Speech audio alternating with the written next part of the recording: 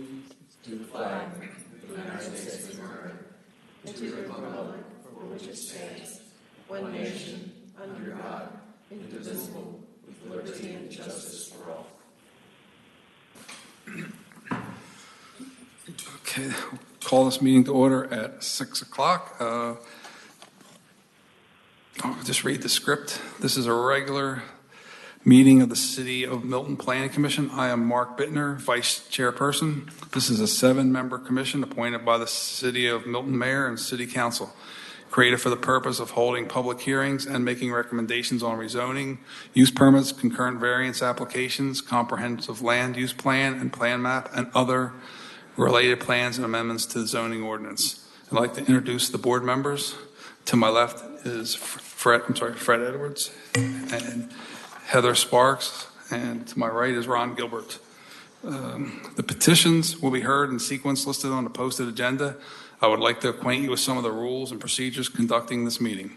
The applicant and all those speaking in support of an application will be allowed a total of 10 minutes to present the petition. The applicant may choose to save some of the time for rebuttal following the presentation by the opposition. The opposition will be allowed a total of 10 minutes to present its position. If time remains, the opposition will be allowed to rebut. Since the burden of proof is upon the applicant will be allowed to make closing remarks, provided some time remains with the allotted time. The staff of the Community Development Department will be keeping track of time and will inform you periodically of the remaining time for your presentation. Each speaker must fill out a card before speaking and leave it with a staff member of the Community Development Department. All speakers will identify themselves by name, address, and organization, if applicable, before beginning their presentation.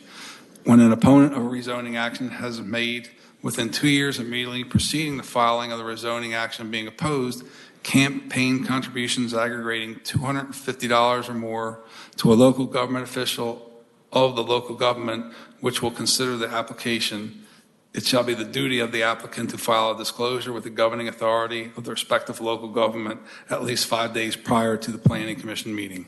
A violation of the relevant state statute constitutes a misdemeanor. Therefore, if you have contributed $250 or more to a council member and you have not filed a disclosure prior to the Planning Commission meeting, the city attorney strongly suggests that you have someone else speak for you for your point of view.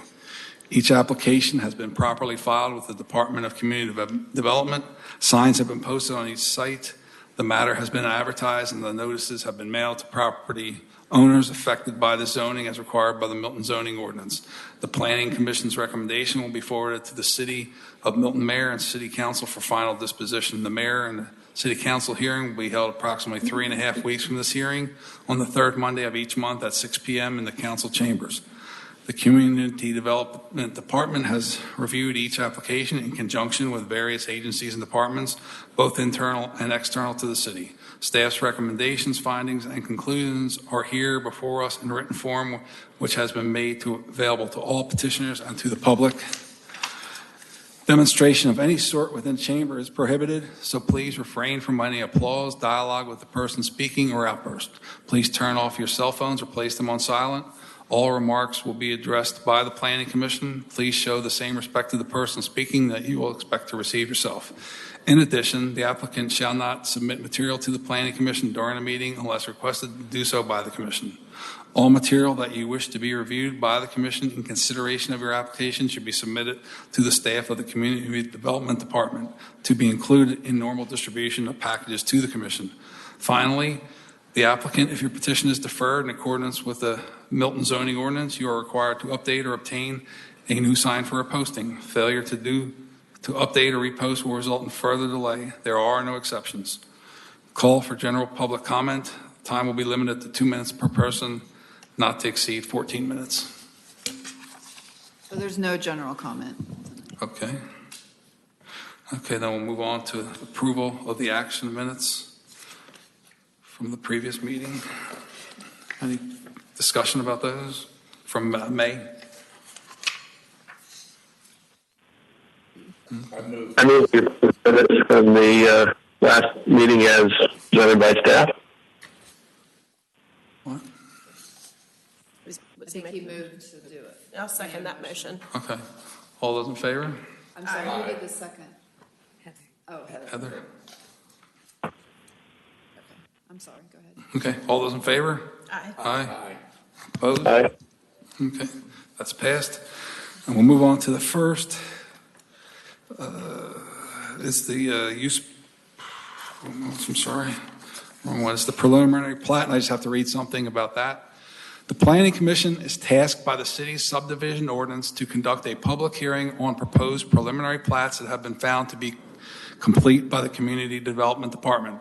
At the conclusion of the public hearing, the Planning Commission is required to review the proposed preliminary plat and provide comments and make recommendations regarding the plat to the Community Development Director. The Planning Commission does not approve or reject the proposed preliminary plat, but merely provides comments or recommendations based on the public's hearing and the Planning Commission's review of the proposed preliminary plat.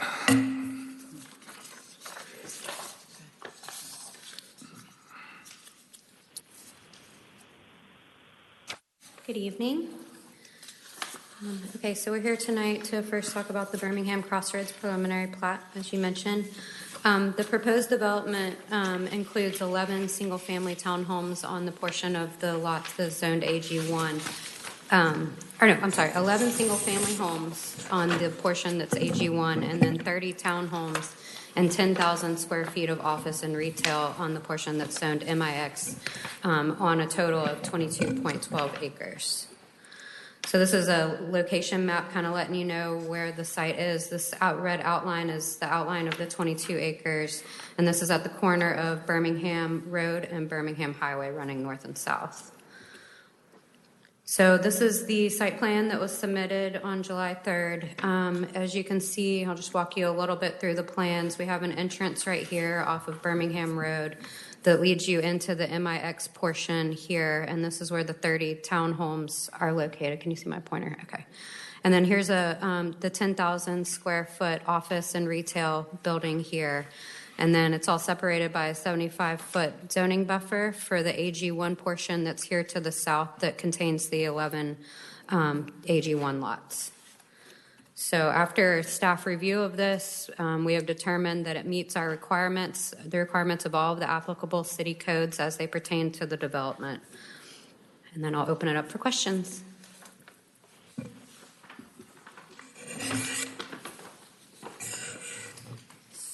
So I don't know if you want to ask some questions now and then we have about 5 or 6 comments from the public, or do you want to listen to those first and then reserve your questions? Yeah, let's listen to the public first, Okay. please.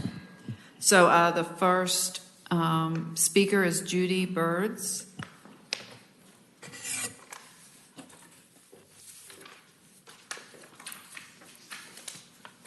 Hi, Judy Birds, 1165 Bream Drive, Milton, Georgia. I've been a resident for over 11 years. So I'm speaking in the opposition, but mostly because I have more questions than I feel needs to be answered by the Planning Commission before this can be approved. And I've forwarded a list of those questions today, but I'll just go over them in a number of areas. First question is about sewage.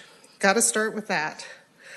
It's unclear from the site plan where the excavation work will take place to cross Birmingham Road to access the sewage treatment facility that's located on the east side of the northeast quadrant by the Publix. So not knowing exactly how you're going to get the effluent across the street. I think that should be considered in the plan. I think it's important to understand when that construction would be conducted. That's a very, very busy intersection. There's limited times of day when it is not backed up.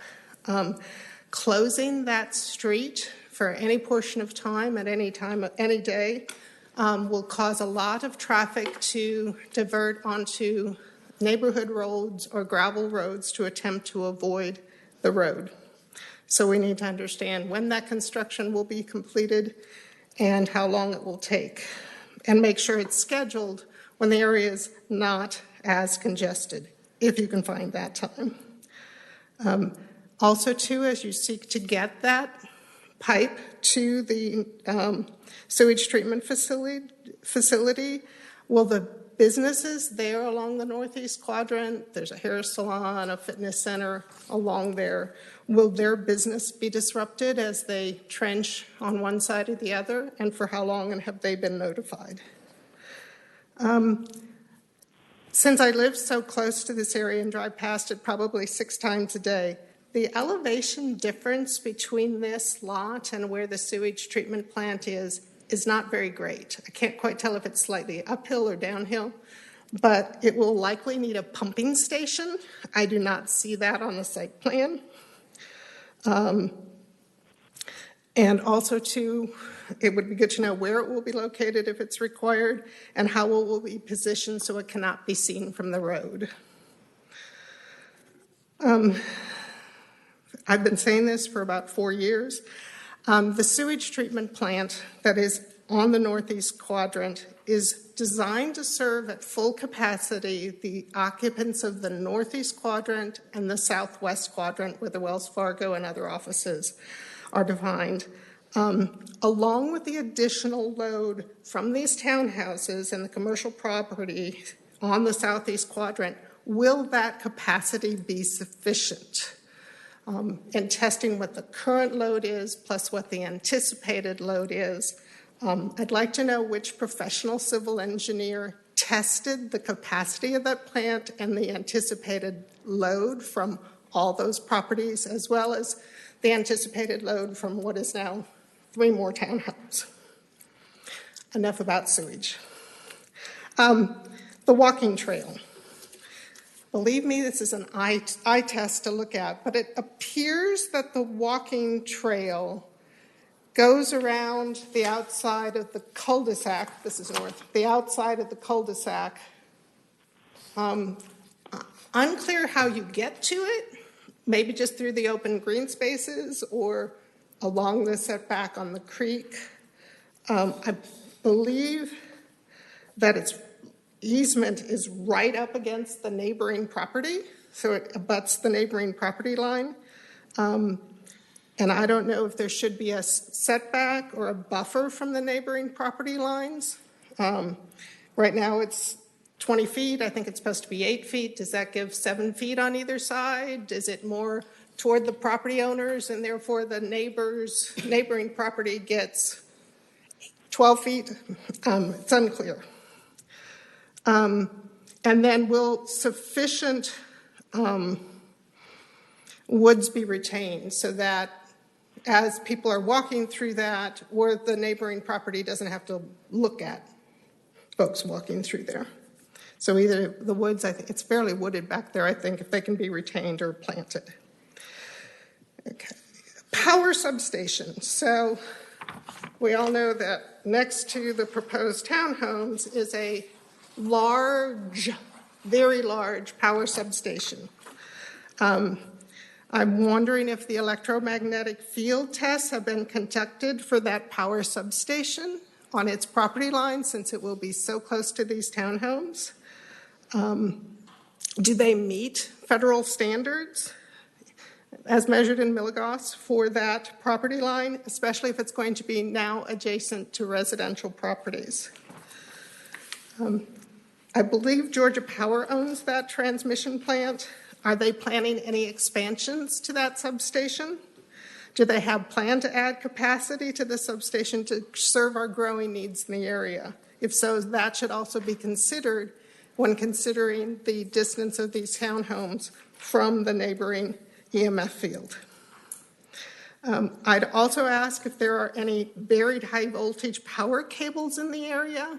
I believe there is one that feeds the cell tower. Cell tower, having been a telecom engineer, takes up a lot of energy. I'm thinking there's a very large voltage buried cable between the substation and the cell tower. Not sure of that, but we should know. One other area is parking for the townhomes. Some of these townhomes are only 24 feet wide, and a typical 2-car garage, if you have more than a subcompact car, requires 24 feet, but you need room for your walls. So if these townhomes are only going to be a one-car garage, where are people going to park? Or are they not going to be very social and not have very many guests? Because there's only, from my count, 14 guest parking spots along this road and along this road, and no guest parking spots up by the 3 new townhomes. So I think we should make sure there's adequate parking as well. The pedestrian crossing and the traffic plan. Without a traffic plan for the Birmingham Crossroads, it's difficult to assess the impact of the proposed pedestrian crossing light. We don't know what the state is going to propose. How close do they need to come where this is being proposed? Although it is likely to further congest the traffic in that area, because I know when I go through downtown Alpharetta and there's that pedestrian traffic light on Highway 9 right out front of Smoke Jacks, it will back traffic all the way back before the traffic light. So a bit concerned that that pedestrian crossing at certain times a day could back up traffic, but more concerned that when it's not busy, we've got folks multiple times that have run the stop sign at Birmingham Road and Freemanville, causing very serious accidents. And that's generally people that know the area, but a few people that don't. Unless we properly mark that pedestrian crossroad is coming up, no one will be looking for a pedestrian cross light there. So I'm very concerned no matter what time of day, people will come around one of the corners or come over the hill, because there is a hill before you're coming down to that cross light, and not see the light or not see anyone in the light. So I want to make sure that pedestrian cross light considers both the traffic plans from the GDOT, hopefully we'll see those soon, as well as the safety of the folks in the area. I'm also concerned that putting that crosswalk there and stopping traffic will incent more people to try to avoid the intersection. We already have a lot of us, myself included, that avoid that intersection even though we only live 2,000 feet away.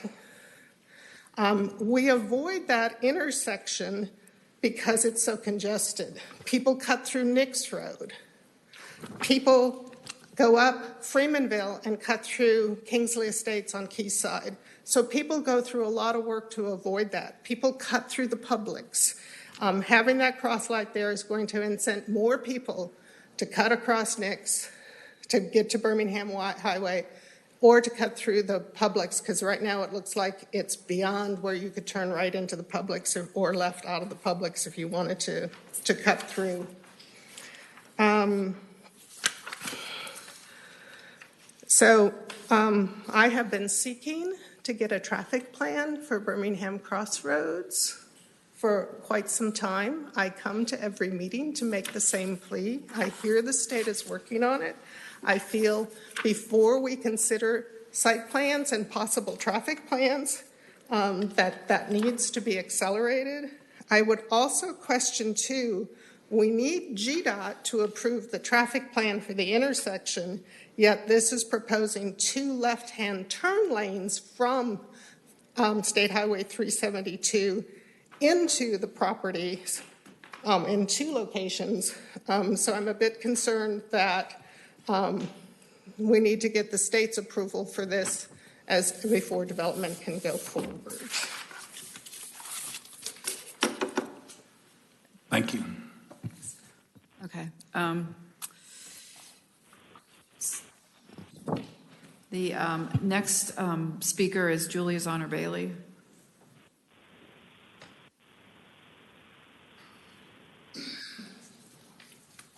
Good evening. My name is Julie Zonner Bailey, and I reside at 255 Hickory Flat Road, Milton, Georgia. Hopefully you all were in receipt of my letter of today. I sent it this morning and asked that that be forwarded to you. At the end of my comments, I'll also provide this to Robin so that it can be part of the record. My comments this evening will mirror what you've received, but of course I'm doing that just for purposes of this evening. As always, thank you for your time and your diligence. It's very much appreciated. I think what I'll do is I'll just walk through the bullet points So forgive any redundancy, but for some that may not have had an opportunity to review those. Obviously, my comments this evening are as it relates to the most recent site plan that was submitted by Mr. Braswell as it relates to the southeast quadrant. Some of my statements are in the form of a question. Obviously, some are comments because I just am requesting that these be things that you and staff take for consideration. You may have already addressed it in the last few moments, but I was not yet clear why a zoning modification was not required. I think that staff may have addressed that, but for purposes of this evening, I would still ask whether or not a zoning modification should have been required, since on Birmingham Road, these commercial square feet have been replaced with the 3 townhomes. I suspect that's something you guys are already addressing. With regards to the rural view shed, obviously the rural view shed is critical at this quadrant. I know that the site plan shows some portion of rural view shed. My only question for the Planning Commission and staff is it shown everywhere that it would be therefore required? Regarding the AG1 1-acre home sites, a question is just whether or not those PERC tests have been conducted. If they have, some of these questions don't pertain. If they've not yet been provided, of course, we would need to see those.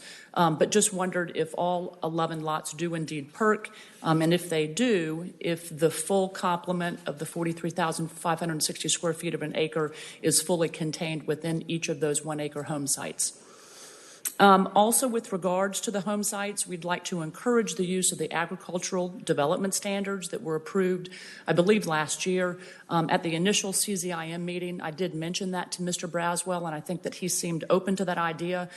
Yet at that evening meeting of the CZIM, he was at least at that point not aware of those agricultural development standards, as they had been recently approved by the full council and mayor. So we would ask that those obviously be applied in this instance, so that things like streets could be perhaps more narrow, that the curb and gutter could not be required, but it instead could be something of a more natural application, and that too would provide Mr. Braswell with some reduced costs.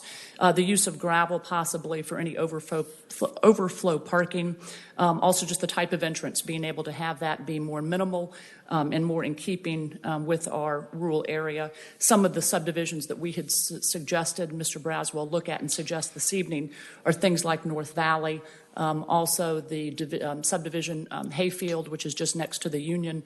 Again, those would appear to be much more in keeping with this rural area. Also, obviously, the use of blackboard fencing, as well as appropriate lighting poles. I know that historically the Milton rural overlay had several different depictions. Crabapple has some lighting, but there are even some more rural lighting for commercial and residential development that Lou Oliver actually had originally helped to propose back when we first put together the rural overlay. So we would ask that even those level of details be as rural as and as in keeping as possible. With regards to the trail, which is a requirement of the Birmingham Master Plan, it was not clear as to whether or not it was being provided for the entirety of the periphery of the property. I know that I saw some pedestrian trail, but it was not necessarily referred to as a trail, or at least the details were not provided. And so we would ask that that also be looked at in detail and make sure that that indeed goes around the totality of the property, including both the AG1 residential properties as well as the commercial. That was always the intent of the Birmingham Master Plan, so that it would provide connectivity to the northeast quadrant and then ultimately to the parkland. Regarding open space, it does appear that there's a lot of maybe markings about open space, but it seems to be very non-contiguous. Obviously, the more contiguous that could be, the better, I think, both for the developer as well as the eventual residences, as well as the individuals that currently live in that area. So anything that we can do, including with Mr. Braswell's assistance, to bring that open space together, I think that that would be a benefit. Also, I didn't see anything with regards to a conservation trust being required for perpetuity. At a minimum, that should be required on the 13,000 square feet that faces Birmingham Road, but it would seem that any of the open space, including the trails, should also be denoted as being placed into a conservation trust for perpetuity. Regarding specimen trees, And again, I apologize. In looking at the site plan from my computer, even with my reading glasses, I couldn't see all of the details, and I didn't have a hard copy. So if some of this is available and I couldn't see it, please forgive that. But with regards to specimen trees, it did not seem clear to me which trees had been identified and which trees were being saved. It will always be a question and a hope that we can look with a level of detail to save more specimen trees, not fewer. I would also ask that you please give careful consideration to whether or not tree recompense is being located on this parcel, as is typically the intent with the tree ordinance, and also whether or not the newest tree ordinance is applicable to this site plan, since it is more recently submitted, I think as of July 3rd. Agricultural details, I realize that some of that will be forthcoming after your review this evening, but for the record, we just want to state that the 360-degree architectural elements are required both on the commercial as well as on the townhomes and or any buildings, should Mr. Braswell decide to do something other than the townhomes.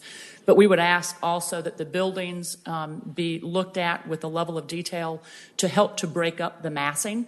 I know that we have some requirements that commercial structures can only have so much mass and so many square feet before they have to be offset. I'd like to just ensure that you and staff have looked at that and made sure that those requirements are in place for the residential component of this as well, as it does appear that there's a great deal of massing with no delineation to separate some of that massing. Obviously, variation of materials, the more natural materials, the better. With regards to the undisturbed buffer and the 10-foot improvement setback, I did see where the 75 feet of undisturbed buffer was noted, but again, I didn't see any notation about the vegetation that's remaining, but I think it's important to make sure we all understand what undisturbed does indeed mean. I was unclear whether or not the 10-foot improvement setback was also delineated, and that may have just been based on the small nature of the site plan I was having to review. Regarding transportation improvements, I know that the prior citizen, Mrs. Birds, was mentioning that is a concern for citizens, and we ask that you give careful consideration along with conversation with GDOT about what is required and what is possible, but also with regards to the eventual roundabout and whether or not there are any determinations that need to occur now before any land disturbance permit takes place. There's a cell tower, obviously, on the parcel immediately adjacent to the mixed-use development. There have been discussions in the past as to whether or not that could be moved. Again, that wouldn't necessarily be on the shoulders of Mr. Braswell necessarily, but perhaps between GDOT, the City of Milton, and Mr. Braswell, at least a conversation about that could be of benefit, because that cell tower is obviously a visual impediment to what he'll be developing, and I think it could be a very positive end result if that could either be converted to the pine tree cell towers that we have at the back of the Union and or some of the more recent technologies, but that might be worthy of a conversation. Regarding the underground detention facility, where it's located, I recognize that it's now showing as being underground. I wasn't clear as to whether or not the ground above that, I think they deleted or denoted that as open space, and I just wonder, can that really be identified as open space? And if not to be an underground retention facility, of course, a natural earthen type of retention facility is required by the master plan. We've already talked about separation or offset of the townhomes. I think that needs to be obviously a point of discussion. And then also with regards to the actual square footages of the townhomes, wondering whether some of those more narrow buildings meet the standards and the minimum standards of the City of Milton. Regarding the effluent that needs to be taken to the community septic, questions regarding whether or not capacity has been confirmed. The assumption is that the commercial and mixed use would connect, but I think that connectivity was going to be predicated on whether or not it had been confirmed as having adequate capacity. And hopefully that would be something that would have been confirmed in writing, because some other business owners that are on the the southwest quadrant obviously have a legal right to expect their existing capacity to be available to them. So I think that that is a consideration, just a legal consideration that is imperative that have a level of discussion. I believe that the prior speaker also talked about where would the pumping station be located. In prior site plans, the pumping station at one point had been placed on land that was not part of the mixed-use development. And I think we probably need clarity as to whether or not a pumping station 1 is required. If so, where can it legally be located? With regards to the electrical substation, I support the question and conversation that I believe Mrs. Birds mentioned, and that was, what are the regulations for distances between the electrical substation and residential homes? I don't have that answer, but hopefully we can get that answer.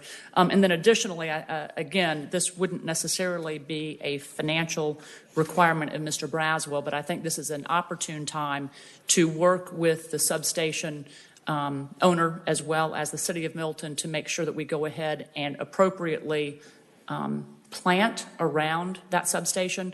I was personally involved in doing that same sort of visual barrier on the Thompson Road substation, and I would offer that up for staff as well as the Planning Commission, as well as Mr. Braswell to take a look at, because it really has done a remarkable job of preventing that from being a visual negative. And again, I think this is an opportune time to be able to capture that possibility. I think that's it, and thank you so much. I appreciate your attention to these details. Thank you. Thank you. The next speaker is Don. We can only do one at a time. Don Keatley.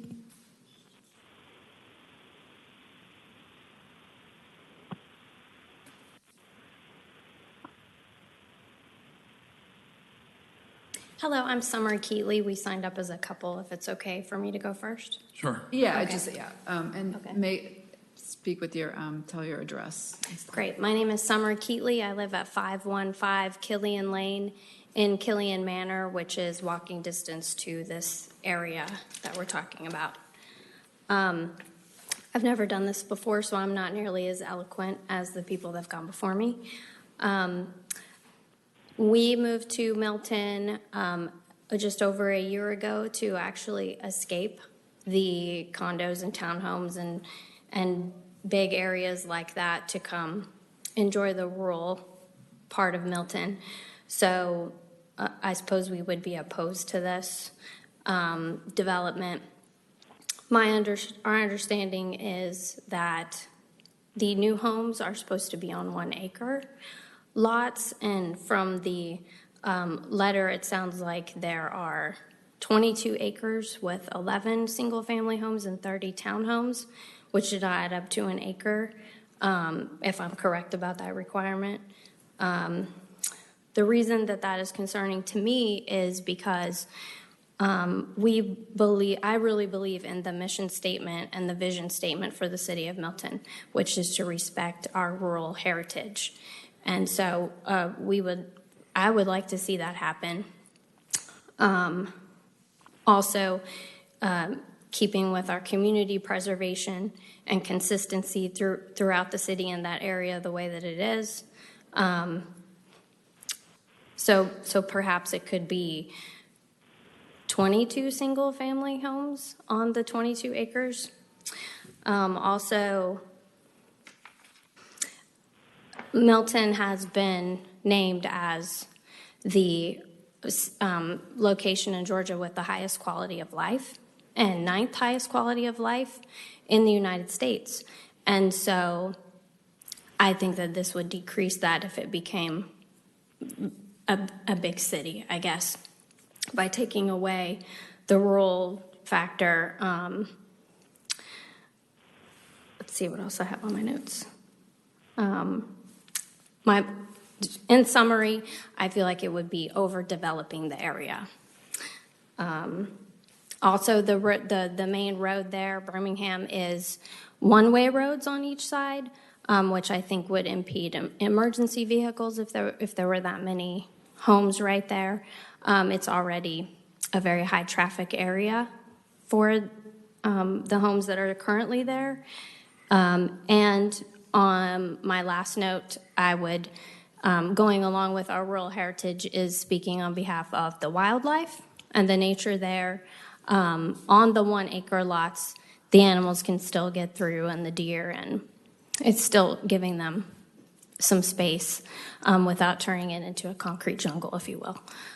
So that is all I have to say. Thank you for your time. Thank you.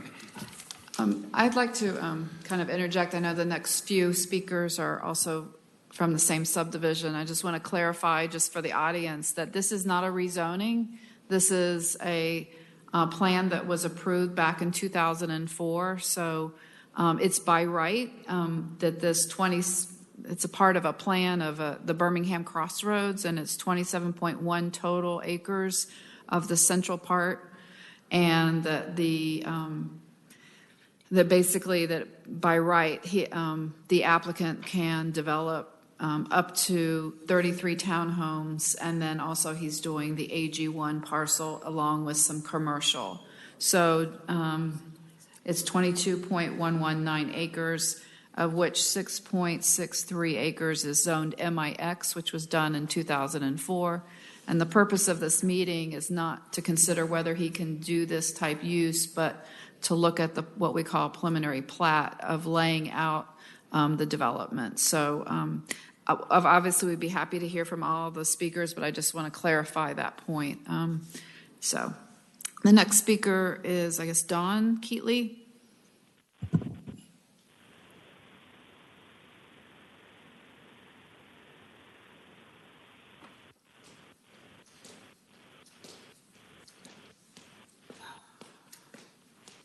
Hi, I'm Don Keatley. I reside at 515 Killian Manor, Killian Lane, Milton, Georgia. As my wife said, we're new to the area. I've lived here roughly a year. I think that Milton is a very special area. There's a reason why people move here. They want to live here. They want to be in that rural feeling. And I appreciate what you said as far as what this is about, but I did want to voice that a lot of concerns, I think, in the area about the impact of traffic, impact to nature, the rural feel and vibe of the area, and that's all I have to say. Thanks. Thank you. The next speaker is Lori Hancock.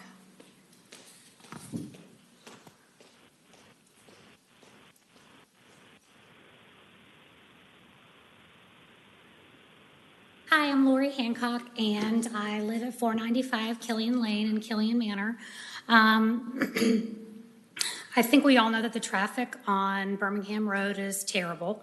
If you live in our neighborhood, you know that if you want to get out in the morning, you have to let somebody from Cherokee County let you onto the road. And if you want to go to Publix at the end of the day, you're also going to have to let somebody let you out onto the road again, even though that's where you reside.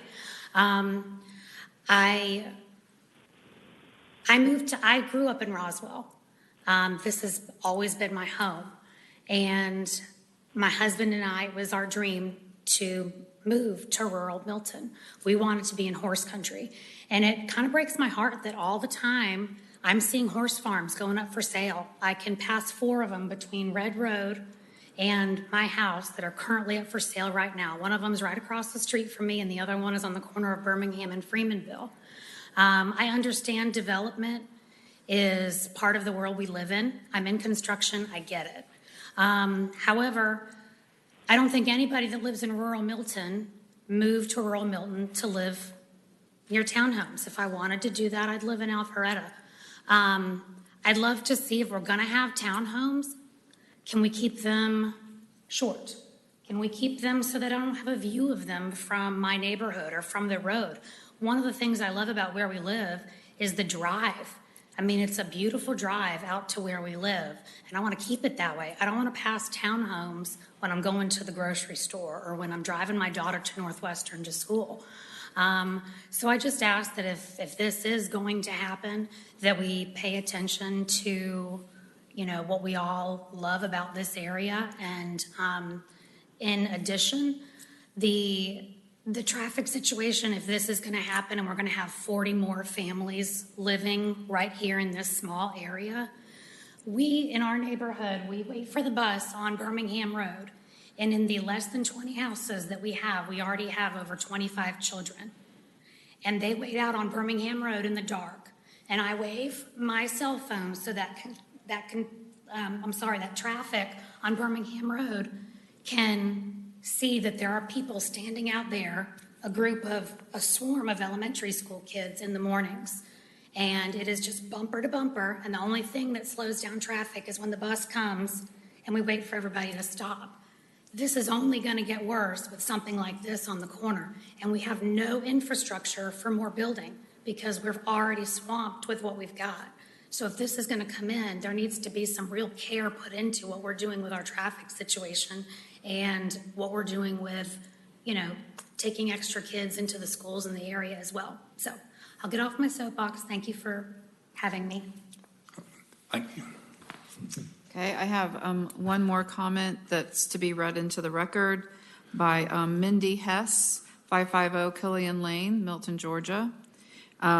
She states, I do not support this rezoning. I am concerned about its impact on the surrounding schools and roads. An additional 41 homes may lead to overcrowding in schools and additional traffic at the Freemanville-Birmingham intersection. It may also set a precedent that may lead to other parcels of land in Milton being rezoned. There may be impacts to surrounding property values as they are now surrounded by less expensive townhomes. So that concludes our comments. We also have the developer applicant present here.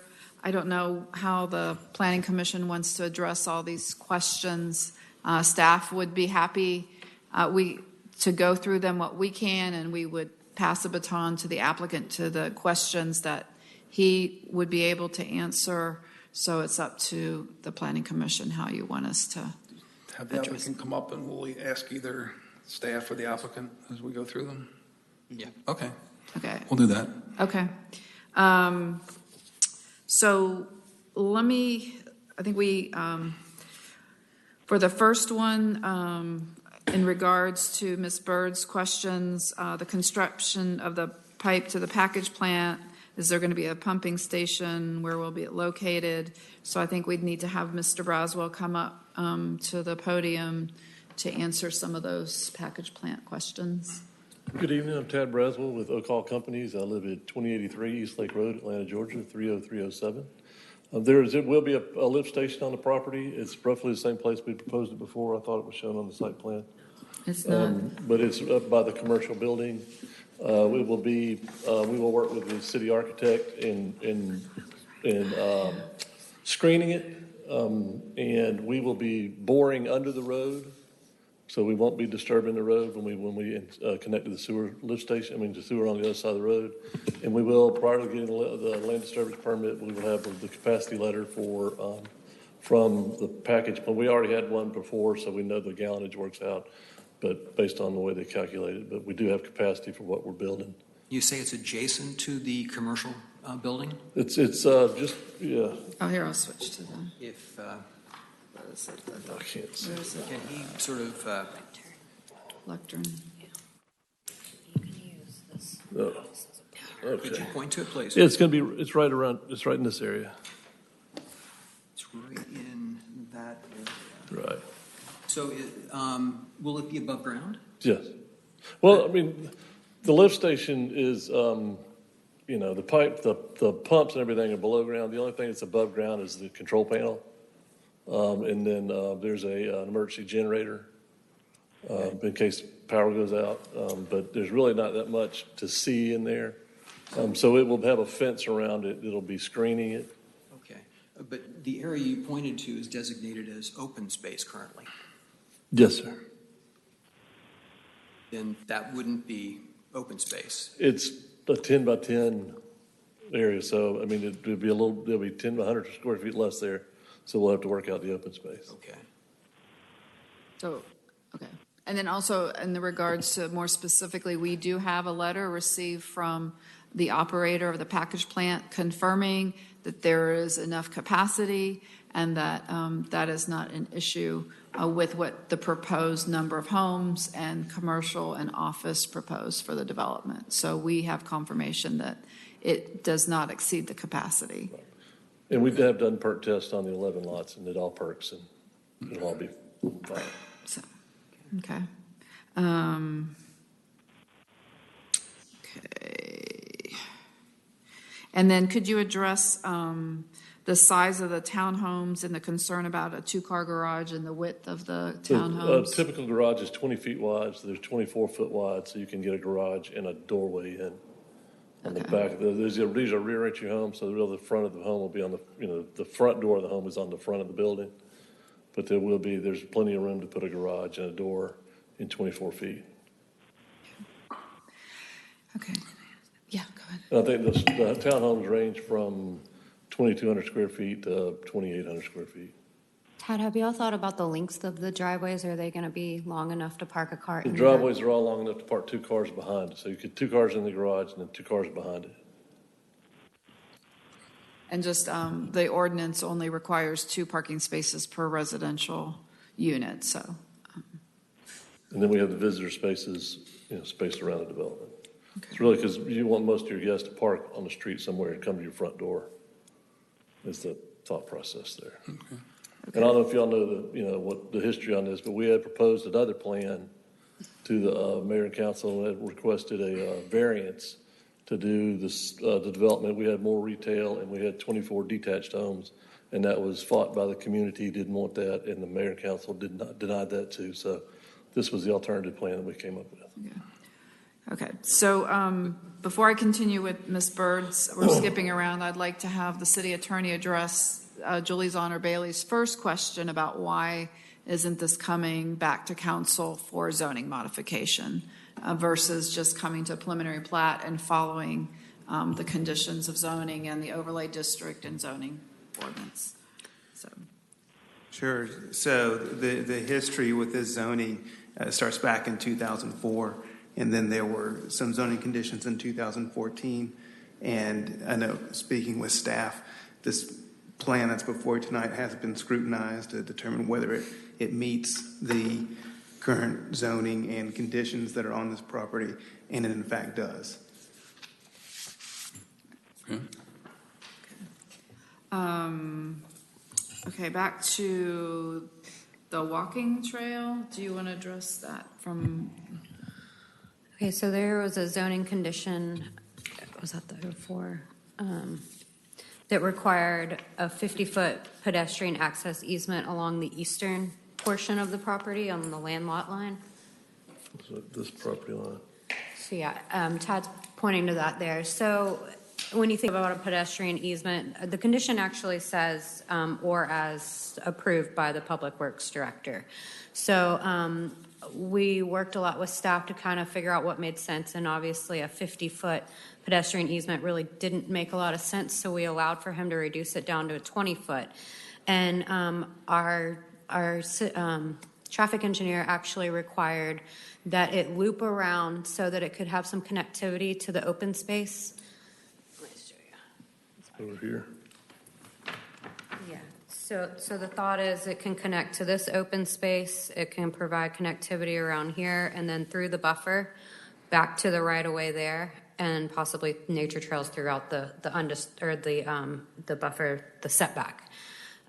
So the thought is that we could have connectivity, pedestrian connectivity throughout the lot that would not that would connect to the right of way as well.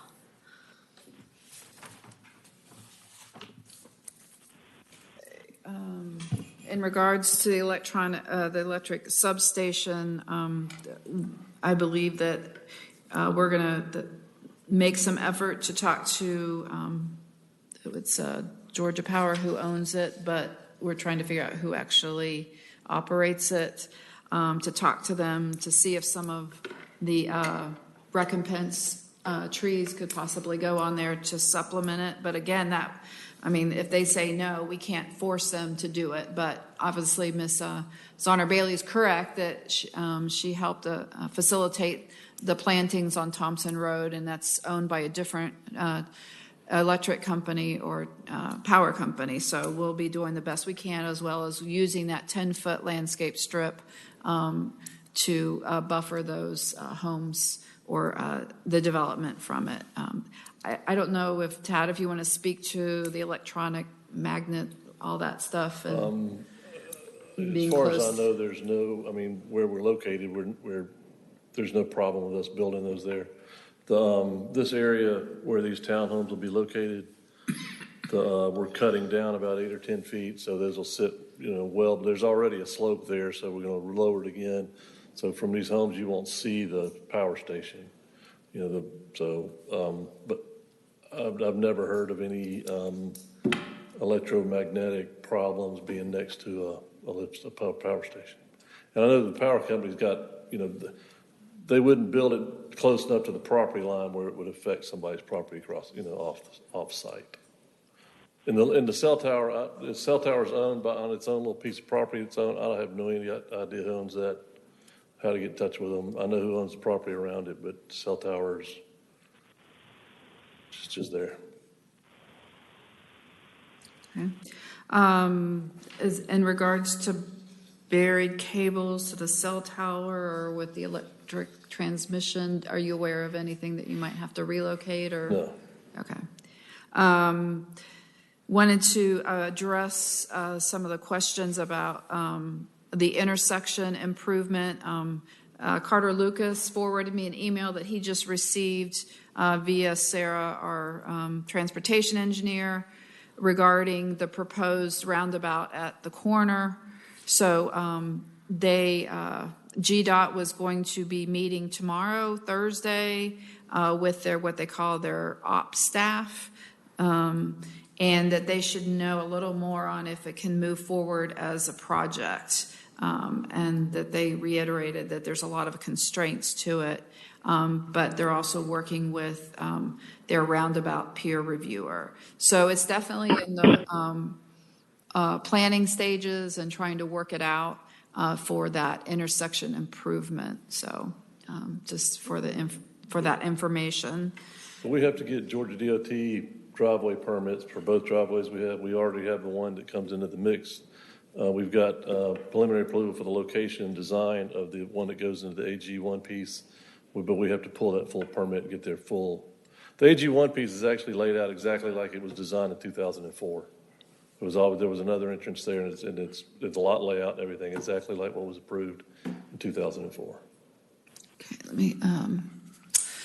So let's we can address the questions from Ms. Honor Bailey. Well, can we just add, while we're on that one, there was questions about the hours of operation. Is there a way to reduce traffic by changing some hours? Usually the trucks start pulling in about the time there's probably the heaviest traffic, 7:30, 8 o'clock. Is there something that can be done to change that? So you're speaking about deliveries to the deliveries, and when everybody starts pulling up all the work, all the construction pieces, usually they're pulling in about 7:30. It's when they can start legally, right? So correct for construction. So you're speaking about during the construction time? Yeah. How do we minimize the interruptions that are going to happen? Well, I think the only thing is that can we? Yeah, not really, other than what's in the noise ordinance of construction noise, which I believe it's around 7 in the morning that it can commence. So, unless Mr. Braswell's willing to work with the community, but usually I think construction workers want to start as soon as possible. One of those things it's almost impossible to regulate too. We'll have to follow the ordinances and the street and the laws of the roads, but there's really not, a whole lot of trucks coming and going. When we pour an asphalt, we'll put the curbing down. We'll mobilize, we'll do the grading. It's not a huge project. It's, so I don't see that being a huge problem. How much time do you expect to be grading? The development site, the site will take 6 months to grade. Well, the grading goes pretty quick, and then getting all the storm pipe in, the sanitary in, and then getting the curb and gutter paved. It's just, and then when it rains every other day like it does this summer, it takes a little bit longer. Okay. But the development have to meet all the guidelines and ordinances and development guidelines that the city has. Well, I understand. I was just thinking more, everybody starts pulling up the same time the traffic is heaviest. There's a way to maybe have them there the night before, parked, ready to go in the morning, that they're not on the roads. Something like, to work around, the low boys coming in with the earth moving equipment. Right. At the same time, everybody's trying to get to school. I mean, most of the time they try to drop that stuff off. It's there very already. early in the morning Okay. or at night because those low boys are hard to get around anyway. So my problem is more them dropping it off after hours and the beeping gets people mad. So, typically we try to bring it in the evenings and take it out in the evenings, after traffic hour. So I think the noise ordinance goes till 10 o'clock or something. But anyway, I mean, it's 7 to 7. yeah. Okay, so I'll just, if you want to stay up there, that way, or Yeah. close by, that way it can be.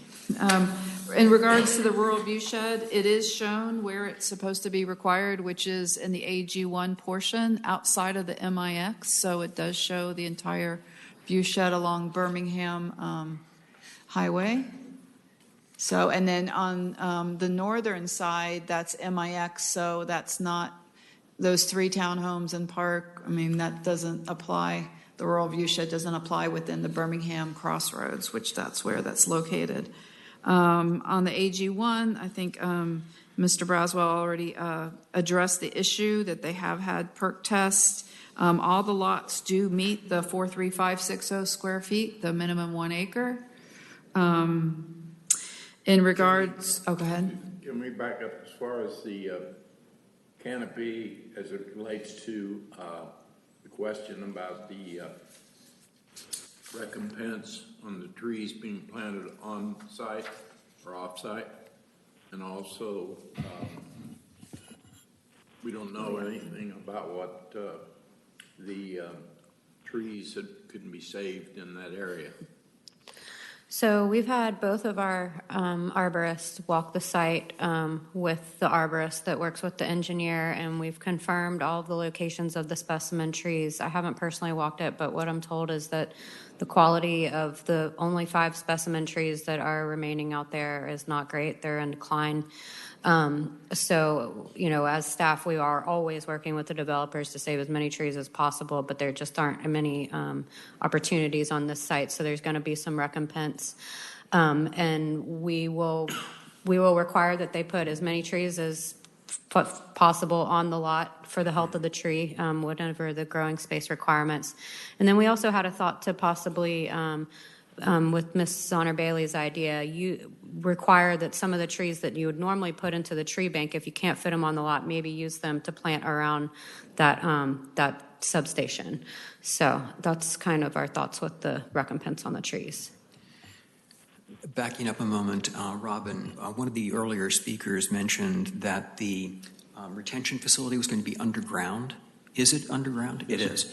One of them is. There's one for the AG property and there's one for the mixed property. Okay. But the MIX one is underground, proposed to be underground. The MIX is, the other is underground as well? The agricultural piece will be a standard above ground pond. Okay. And it's the located MIX out here. will be underground, right. though. Is The that detention, correct? right. The MIX is underground. Yeah. And the in the AG area, is that being counted as open space? The area under the detention pond, over the detention pond? Yeah. No. Is any of the No. In the MIX part of it. It is No. because it's underground. Yeah, I'm talking about the other So, the AG. No. Everything in the plan that you see that's shaded is the open space. The above ground detention for the AG1 portion is right here in the non-shaded area. And doesn't intersect with the shaded area at No, all? sir. No, sir. Okay. Okay. There was a comment about encouraging the use of agricultural development standards for AG1, the no curb and gutter, use of gravel. As far as that was an ordinance that was passed to allow those uses more readily, but it doesn't require it to be, and so it's up to the developer.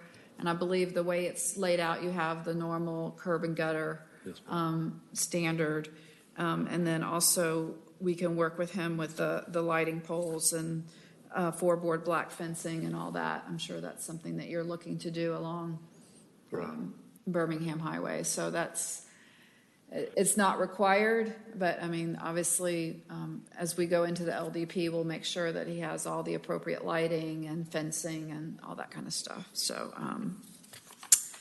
and then we spoke about the trail, and then the open space. It is true that it's not totally contiguous, however you say that, until the end of the day, contiguous. And the overlay district, Birmingham Crossroads Overlay District, encourages it to be together, but it is not required. So I'd like to kind of make a point about the open space that is the shaded area. It's interesting because the applicant has put in the undisturbed buffer, which it's not just totally undisturbed. If it's sparsely vegetated, we'll have him vegetate it with native species and things that will make sense to add to it. But you see on where the open spaces for the detention pond is to the north, and then the other open space along the road, the AG1 road, is there. So you really have, even though technically it's not open space because the ordinance does say that you cannot use buffers for open space, but it kind of becomes a default open space, even though that buffer is not included in the square footage or the acreage of the 10%. So I just wanted to point that out, that there's actually a large open space in the middle between the MIX and the AG1 lots. Let's go back to basics here. How much open space is required? It's 10%, and it cannot include the park that is abutting Birmingham Road. So the park or the green space, the Village Green, has just over 13,000 square feet as required by the ordinance in the overlay district. And that is not counted in the open space because that is how it is interpreted. Are 10-foot setbacks counted as open space? We are allowing along the vegetation, along the stream buffer, we're allowing that.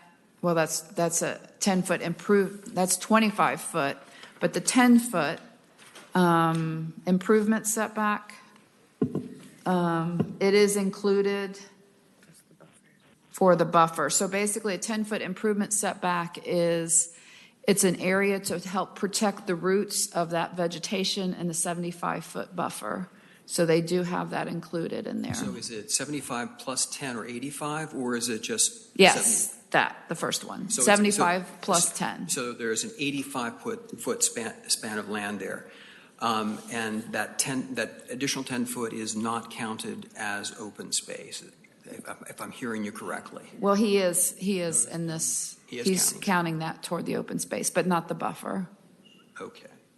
And I just wanted to go on to say that in a similar fashion, along the AG1 development, where you see the stream on the southern portion next to the cul-de-sac, they have created an open space that's a separate lot. It is not associated with the lots on either side of the stream, and they do have counted not the buffer portion, but what we call the 25-foot non-impervious, saying that that you can't disturb it. Robin, so the 10%... Oh, or you can disturb it, yeah. No impervious, I'm sorry. So you can disturb it technically, but you can't put any buildings or a swimming pool or anything. But they are counting that 25-foot as part of the open space, along with some other area next to the cul-de-sac.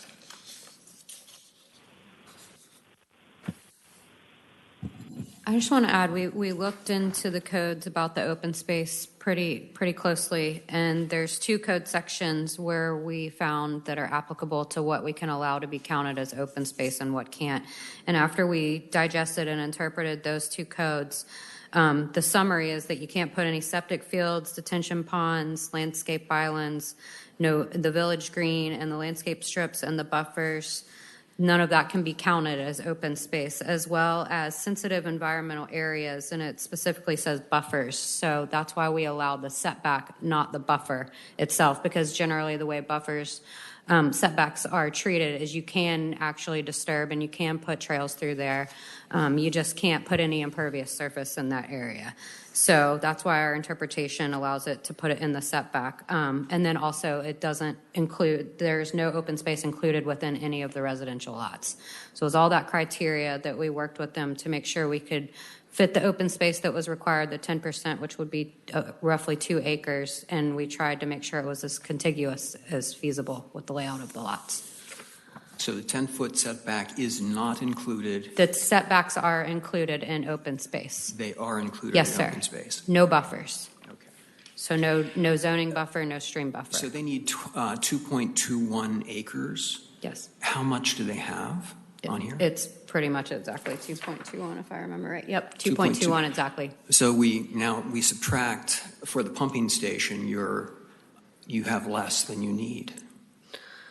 They did not show the pumping station on this But we know layout. that it exists. Yeah, I'd and like it's to gonna be coming out of confirm that. the location of that, because on the last submittal that I saw with the LDP, I thought it was right here in the detention pond. Oh, that's, you're right. Yeah, so I didn't want to speak up because I don't have anything in front of me to prove it, but I believe that it's located on the proposed detention pond lot. In the AG1 portion. Right. Not up in the MIX. That's just correct. All the documentation that's been submitted to us previously, although it's not shown on this site plan, has always indicated that it was going to be in the AG1 portion. In the land that is proposed detention center, the 0.95 Yes, acres, sir. it would be Yes, in there? sir. Yeah, and then the pump station, like you said, would be small 10 by 10 with a fence around it, and we'd like to work with them. We definitely want some screening, and we'll have some plants there, but we'd like to work with them to try to make it as aesthetically pleasing as We were going to possible. incorporate the screening for that, for the screening for the detention pond. You're correct, I was wrong. Okay. So the next question was, is the required open space set to be placed in a conservation trust for perpetuity? And so I think that Ms. Honor Bailey was thinking of, we had originally in 2004, there was a portion of this property that was supposed to have its own package plant and park area, just like is across the street next to Publix, and that condition was eliminated in 2014 because there wasn't a need for a second septic system and community park. So there isn't a requirement for that, but it would, I think, I won't speak for the developer, but I think we would hope to see that the village green somehow would be put into. All the open space, because it's not a part of a residential lot, will belong to the homeowners association. And would be maintained by the homeowners association.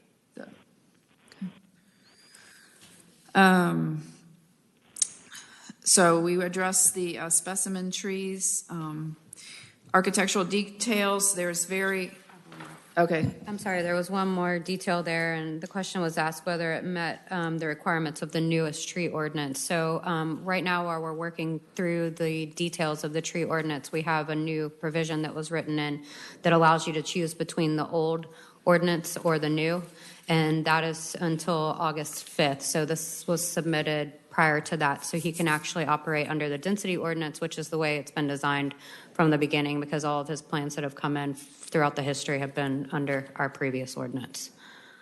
Okay. And so under the 2014 zoning modification, there was a lot of work. Actually, Lou Oliver did most of the writing of the conditions for architecture. So that's already in the zoning conditions from 2014. So it will be 360 design. All the townhomes not only will be reviewed by our city staff and city architect, but it has to be approved by the design review board for each set of buildings. And just want to make a note, it's hard to read on the site plan, but there is separation of the townhomes. There'll be some sets of 3 or 4, and there'll be maybe 5 or 6. So it's not like there's a whole row of them all together. And then again, we have architectural review, and there's very specific conditions as far as the design of the building. So just want to make that comment regarding the architecture. Yes, there is. I had a quick question. What is the maximum allowable units before there has to be a break? So the Birmingham Crossroads does not apply to residential uses, and so there are no requirements in the overlay district. So that's why we have to go by what these architectural conditions were from 2014. And so again, it is going to be up to the city architect and ultimately the city design review board. So, I'm sorry. Thank you.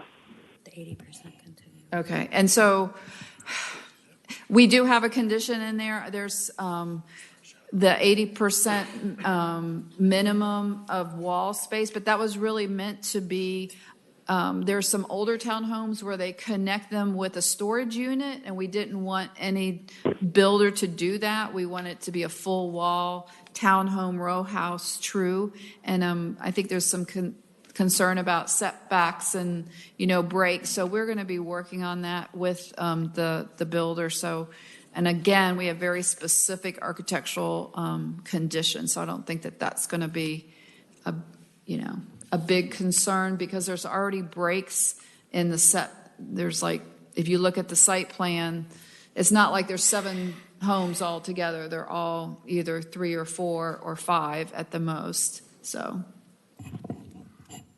Robin, is this still considered then? I know there was some debate about this type of question in when Mr. Braswell was in front of the mayor and council the last time about whether this is a conceptual plan or a final plan. Is this still considered a conceptual plan so that we understand that there could be changes as a result of those reviews that you've just talked about? The site plan is final. The only changes would be in the architecture.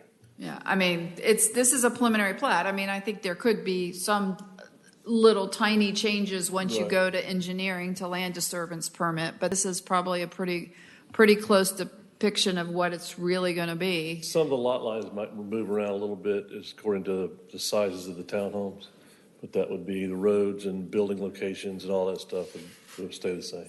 Yeah. So, Paul, I don't know if you heard the city attorney make the point toward the beginning of answering the questions about that the conditions of zoning are what drive this plan, and that's the reason for not having a modification. So. Yes, I did. Thank you. So the next step in the development process after the preliminary plat would be Tad would submit his land disturbance permit, LDP set of plans for review. Let's see. I was speaking about the 75-foot undisturbed buffer, and there is a 10-foot improvement setback noted on the site plan and dimensioned out. We talked about the transportation improvements, about the roundabout. Can't really speak to the cell tower. Can the underground detention facility be placed where it is suggested? Based on their hydrology, I'm sure that's exactly where it needs to be as far as the underground detention, as well as the above ground. And then separation or offset of the townhomes, we've already spoken to that. The square footages of the townhomes, I'm sorry, you mentioned about what you were proposing to build. 2,800 square feet. Okay, and we do have a minimum, which in the conditions are 1,500 minimum. 1,500 minimum, yeah. But you're well above that, what you're proposing.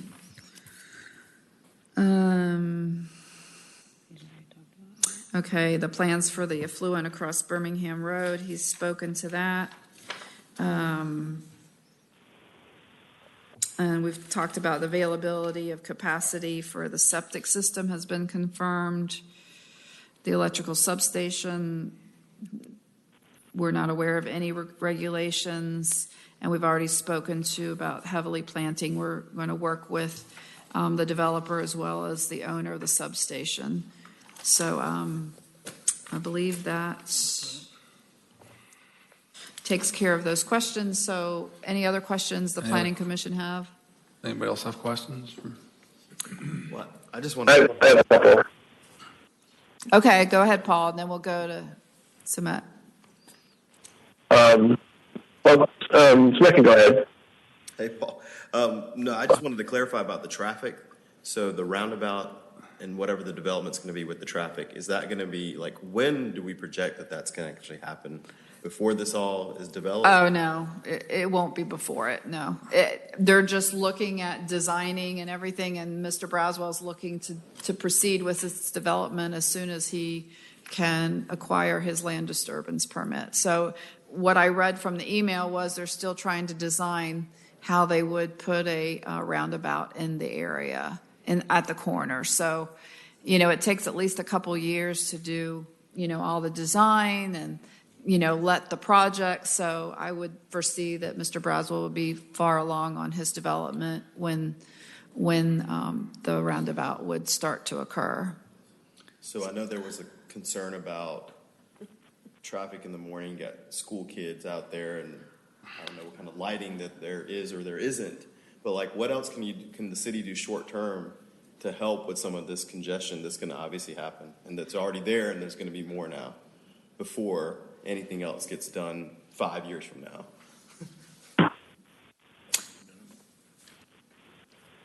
Well, I can't speak for Sarah because she's the engineer, the traffic engineer, and I know she's looked at this closely, but I do see on the plans some left turn lanes, some things that would allow traffic to continue to go past, to not hold up as people turn in and out.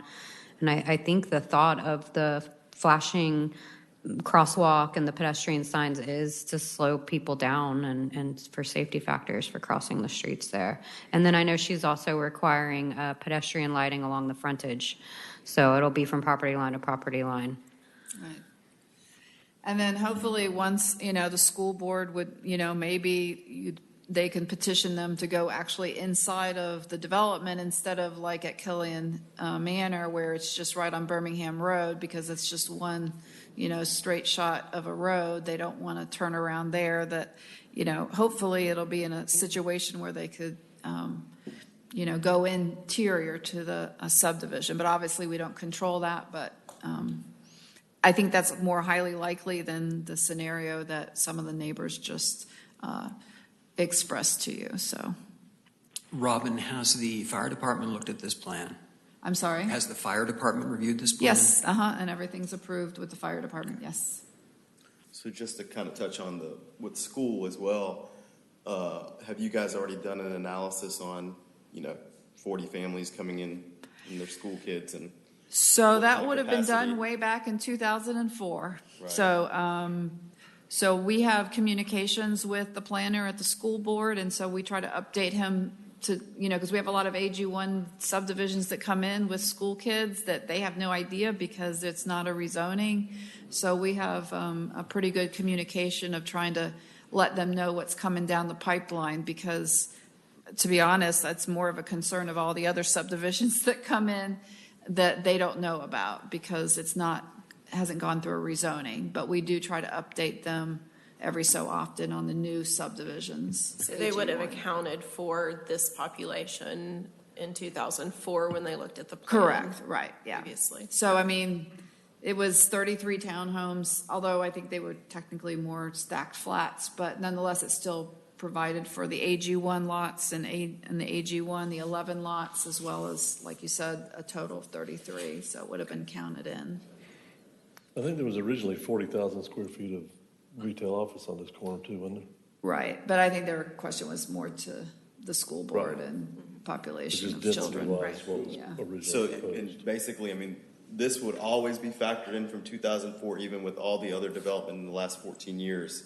I don't know exactly how they work. They would have gotten that communication from Fulton County saying, and they got a report. It's probably back in my report. I could, pull it, but that was back from 2004 that came from the school board. And also, part of the process after he gets his LDP, and once that work is complete, he'll come in for a final plat. And then once that's recorded, I send it out. I distribute it to a number of organizations, and one of them is the school board. So they'll know that there's a final plat with upcoming future development. So how long is the project probably going to take for it to be fully developed? 3 years. 3 years. Mr. Braswell, do you have a target price point on the single-family homes as well as the townhomes? Do you have an expected The retail? townhomes we expect to be in the low fours, and the single family on the AG1 lots will be high sevens. Okay. And can you tell me the curb cut for the townhomes and the commercial area on Birmingham Highway, does that line up with the curb cut on the corner where the Wachovia is? Yes, we line up we line up with the Publix driveway, and we line up with the driveway across the street on Birmingham Highway. Okay, that was my second question, with regard to the Publix entrance. And then at this point, is the plan for the commercial area, is that single use? And I know that at one point when you were in front of the mayor and council, it sounded like it was going to be designed for... Pediatrician is still taking a major portion of that building. Is there anything left over for an additional type of commercial, or is it just the pediatrician that's going to take the majority of the space? Right now, there's a pediatrician, and we're required to have some retail in there. Right. We're also talking with a dentist about a small office there. I'm sorry, say it again, please, the last part. I said we've got the pediatrician. We also have a dentist that's looking to be in there, but we have required to have some retail. So. Okay, was the retail not been identified at this point? No, sir. So, Paul, the MIX mixed use zoning district requires 3 different uses, so he has to have some retail a part of that 10,000 square foot building. So. Yeah, that's why I was asking. Yeah, thank you, Robin. Mr. Braswell, I know that we've really, I'm sympathetic to the fact that we have put you through the ringer on your application to get this to come forward for final disposition. I have a very candid question to ask you.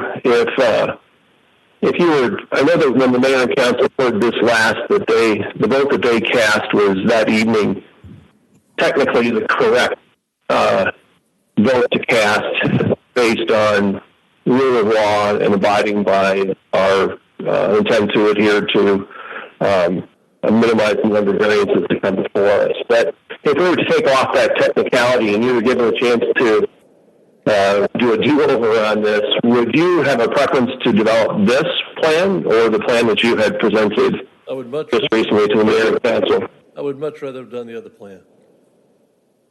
I think I would look forward to maybe the opportunity to engage you in further conversation about that. I think that I would just propose to you in the conversations that I've had with members of the community as well as members of our council that there may be enough buyer's remorse that if you are not on a deadhead timeline to completion of this, there may be some opportunity to readdress the other plan.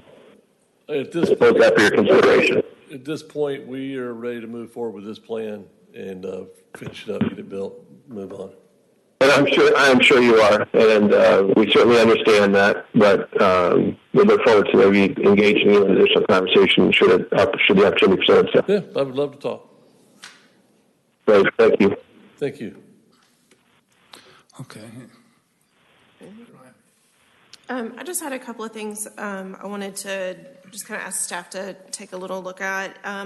One is the pedestrian easement in the AG1 area, and making sure that if the intent is to go generally all around the property, that is shown on those lots on the south side of the road, because it's not showing any easement. So if the intent is to bring pedestrians all the way around, we want to make sure that is shown, and then indicate it going through that open space, that 0.48 acre open space up there. The easement was originally going to be, the easement was dedicated in the city, or back then it was Fulton County was going to build the trail. Mm-hmm. Right now, the only requirement is the easement. There's no trail really proposed. It doesn't really go anywhere. The topo would be very hard to build. Okay. But it was originally planned to be I'm not sure where it originally went to because it stops in the woods. But if I'm not mistaken, it's the easement that's required. There's not a requirement to build a trail. We are going to build some trails internally, Okay. that will be the sidewalk, and then we'll go through the buffers like she was talking about doing, walking trails that we'll have. But if I'm not mistaken, the easement is just, we are given the easement for the city to come in the future and build a trail if they see fit. But again, it's a trail that stops and goes nowhere. So I'm curious about some clarification on that moving forward, but just to make sure that if it is on any residential lot, that it's shown. Right, when It'll be on they the sell final it, plat, it'll be so showed on the Yeah. plat, so they realize that there's an easement. Any owner will have to be made Right, because aware. they technically still own it. That's just right. an easement.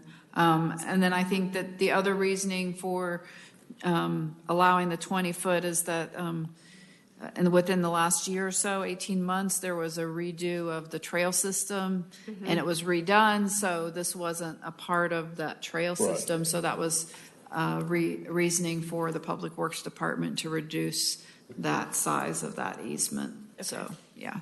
Take a look at that. And then I have some concerns, Mr. Braswell, about the dimensions of some of the buildable area on the lot, some of the lots, particularly lot number 4, the buildable width, when you take out the setbacks. On the AG part? Yeah. Yes, sir. I'm sorry. Yeah. And just making sure, because that is less than,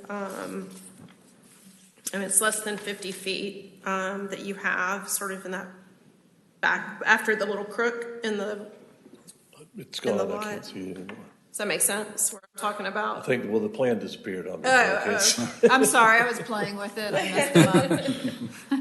So lot 4, the fourth one in, The skinny one. the long skinny one, Yeah. it's got the little crook in We've it. started doing our lot fits and building designs on them, but we can make that fit. We can. Yeah, just it's- make sure it fits, and then also looking at lot 11, the triangular one. Yes. Make sure that all of that will work with your Yep. house layouts. We don't want any variances. No, we will not be coming for any variance. Okay. And then, make sure, I think we've touched on everything else.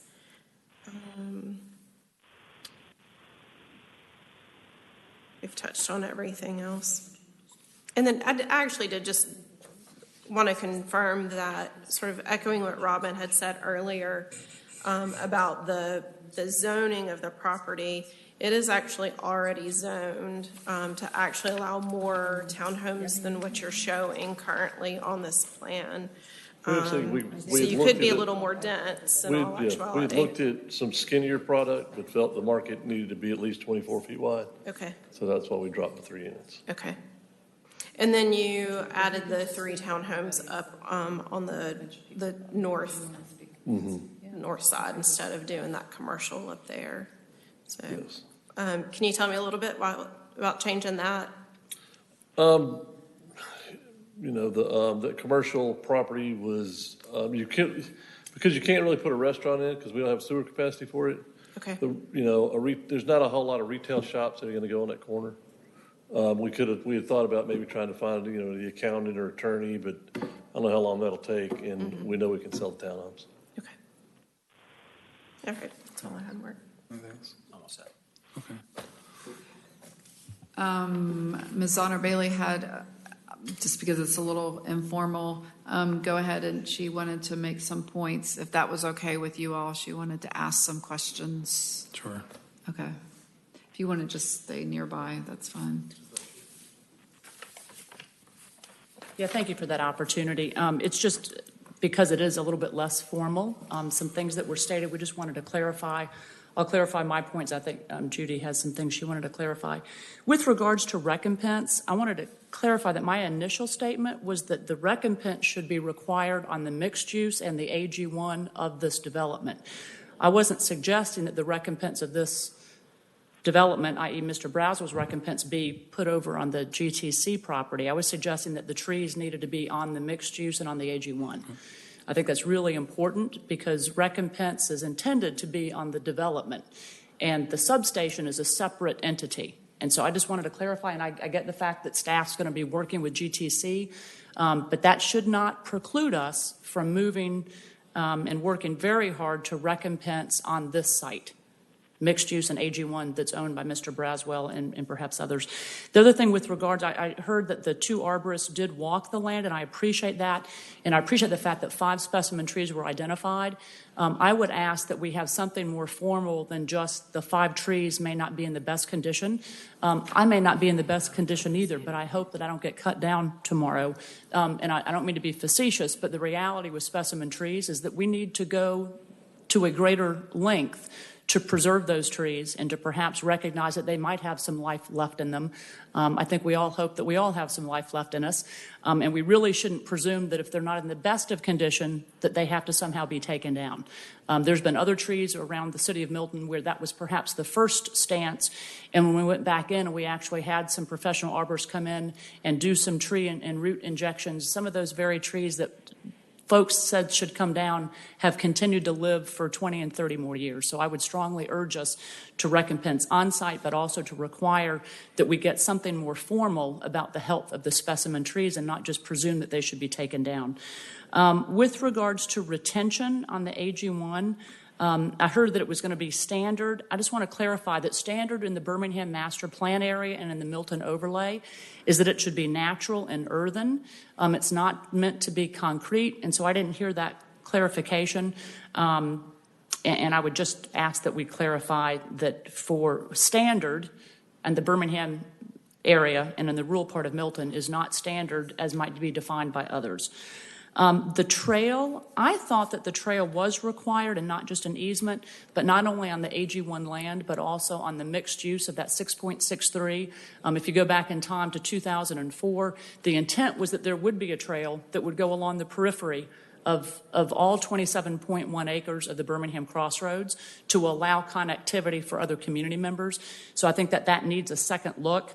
I also think some more dialogue and perhaps legal review or review by the city manager. On the 10% of open space, it sounds like that is perhaps up for interpretation, and I think we need to look at that with the most detailed eye as possible. I question whether or not the 10-foot improvement setback can be included as the 10% required open space. And I think, Mr. Gilbert, you started to go down that path. I think that that deserves some more clarity and some more evaluation, perhaps more than can occur this evening.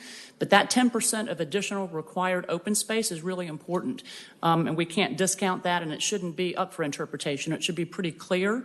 I also question how it is that we went from a 20-foot easement to from a 50 to a 20 just in a casual conversation, because that's 20 versus 50 feet of, and that goes back to the trail, is a pretty big difference. And as a community member that has lived there a long time, I don't think we should just be giving that away. So I'd like to have some more discussion and some more clarity as to why we have just made an internal decision to go from a 50-foot easement to a 20-foot easement. That differential of 30 feet matters a great deal, and it also impacts the level and amount of density that can be put on the 6.63 acres. If we just presume these things to be accurate and correct, we're not doing the due diligence that I believe our city requires, given the city that we are. The pumping station for the mixed, I don't think that that's allowed to be outside of the 6.63 acres. I thought that everything that was going to serve the commercial and mixed use had to be on the 6.63. So again, I think some clarity outside of this evening is going to be required.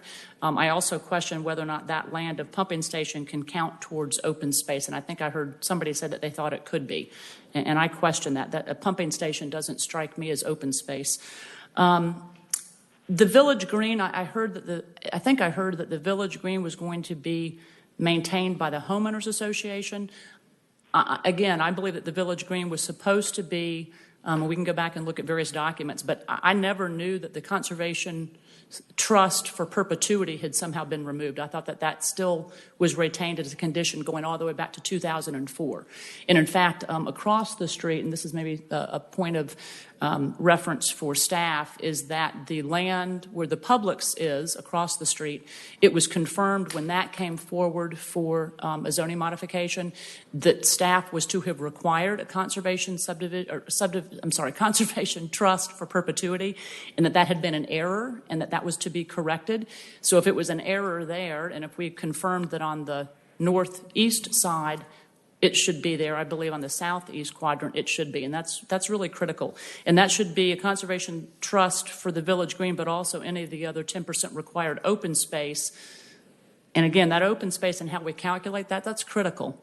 These numbers start to get pretty significant. And again, I strongly urge us to evaluate the math and that we not simply interpret it. And I think we need a more sharpened pencil as we look at that.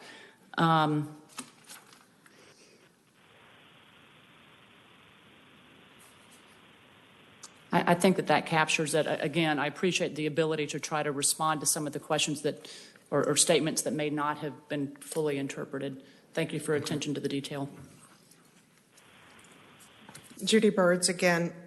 My apologies. My neighbors call me the sewage queen. I think what I heard described is that the pumping station for the sewage would now be located in the rainwater retention pond, buried there with an emergency generator above it. So we're now putting that. I'm more concerned, though, is that the effluent will need to come from all the townhouses across the 75-foot undisturbed buffer to the pumping station, go back across the 75-foot undisturbed buffer to eventually get across the road, Birmingham Road, to the public station.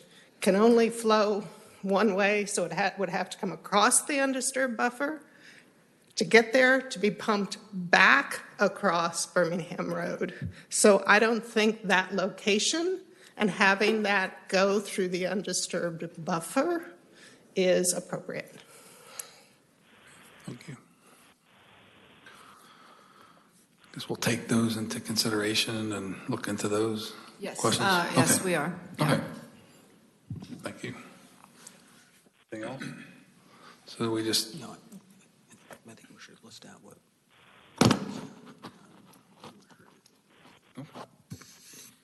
So prior to council meeting or whatever the next step is here, you'll review the Village Green and the requirement for it to go into a trust and get back to, prepare a report on that.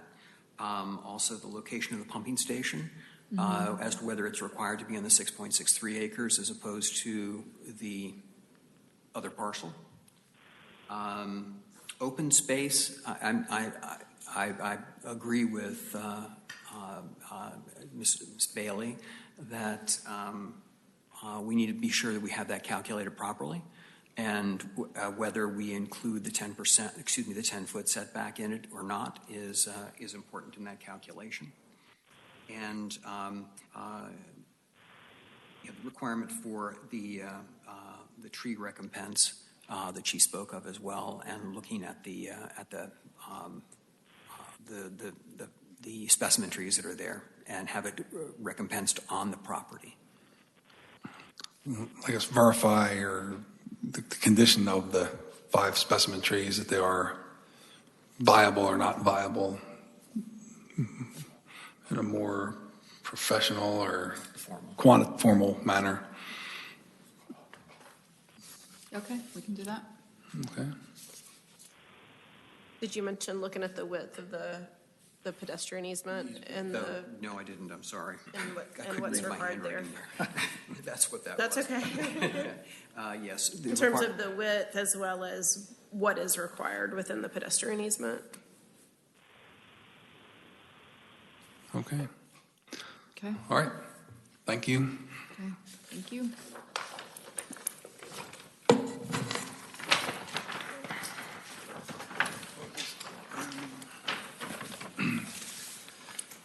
Okay, the next item is RZ 18-12, Article 6, Division 18, C1 Community Business District as it relates to gas stations. So I will go ahead and kind of do a overview of it. This item was part of a moratorium that was approved by the mayor and city council on May 7th for the submittal of plans for gas stations, until which time additional development standards are approved. Forgive my extra period at the end of the sentence. The purpose of this text amendment is to provide development standards for gasoline stations, including ones developed with convenience stores for the areas of Milton that are not within the Deerfield and Crabapple form-based codes. The standards presented are similar to the requirements that exist in those form-based codes within the city. So if you go to, we made the changes to the C1 zoning district because that's what's left over where gas stations or convenience stores with pumps are permitted. So if you go to the text amendment, it's all on page 3. I won't read word for word, but I am totally open to any questions or comments or additions. So. How many potential sites are we really looking at this point? So there's, we have some C1 in Birmingham Overlay District. So actually the corner, that's unconditional C1 on the southeast corner. There's also some, where the Bice store is on the northeast corner, that is all unconditional. One could take down that store because it's not historical. I mean, I don't think that's what's going to happen, but, or there could be a gas station further down on the C1, even though there's a gas station next door. Then there's some C1 that exists over in front of the Chadwick landfill on Arnold Mill on the east side. There is, if you can believe this or not, there's actually some C1 on the southeast corner or part of the turnaround or roundabout at Hopewell and Birmingham Road. It's actually a C1 across from the birdhouse. Tiny, and it's on a hill, but you know. So there's our most concern was in the Birmingham Crossroads area. We just didn't want to see another gas station in the area, and we had seen that our provisions for development standards only included Deerfield and Crabapple. So that's the areas that we're concerned with. Okay. Robin, I think this is good work. I think you really captured some of the things that would allow us to have a real grip on what can and can't happen in Birmingham in particular. The only question I've got, I know we don't have any architectural standards in the Birmingham Crossroads that would necessarily drive anything behind this. And if I remember correctly, we do talk about it being consistent with architectural design as the principal structure when you're talking about the other parts of the building itself that were to happen. But we don't have any other architectural standards that we can hold them accountable to in the area that you described. Correct? We actually do have architectural requirements in the Birmingham Crossroads. So that's how all the development that's there was developed. Was the Crossroads was created prior to the adoption or the rezoning for A.G. Armstrong. So yes, there are very specific architectural requirements for commercial buildings for Birmingham. Okay. Yeah, I probably lost some of those, but thank you for confirming that. I think it's good work. Okay. Robin, having gas stations next to your home isn't the thing any of us want. I see and hear you have a restriction on the AG property that would limit the distance that a gas station could be built. But there are other properties that also accommodate residential. And why wouldn't we also include, instead of the AG1, in addition to the AG1, the mixed category that we just talked about? Right. I mean, I think that's a good point. That was, I think the point is what if Mr. Braswell never builds those townhomes and then somebody comes along and, well, that's not AG1, it's MIX, and so therefore they could possibly develop a station there. So I think that's definitely a good point of possibly amending the AG1 to include, all districts that permit residential uses. So that would kind of be inclusive of MIX, or if it was, for some bizarre reason, something got rezoned in the area. I don't know. So to like R1 or R2, because those are still 1 acre lots, and, so. You're going to make that? If you all would like that, you can make that Yeah. suggestion, yeah. That recommendation. Yeah, Robin, would it be sufficient simply to say all other land zoning classifications that include a residential component, rather than having to name them, or is it important that we name them? I think that's up to what does the city attorney believe?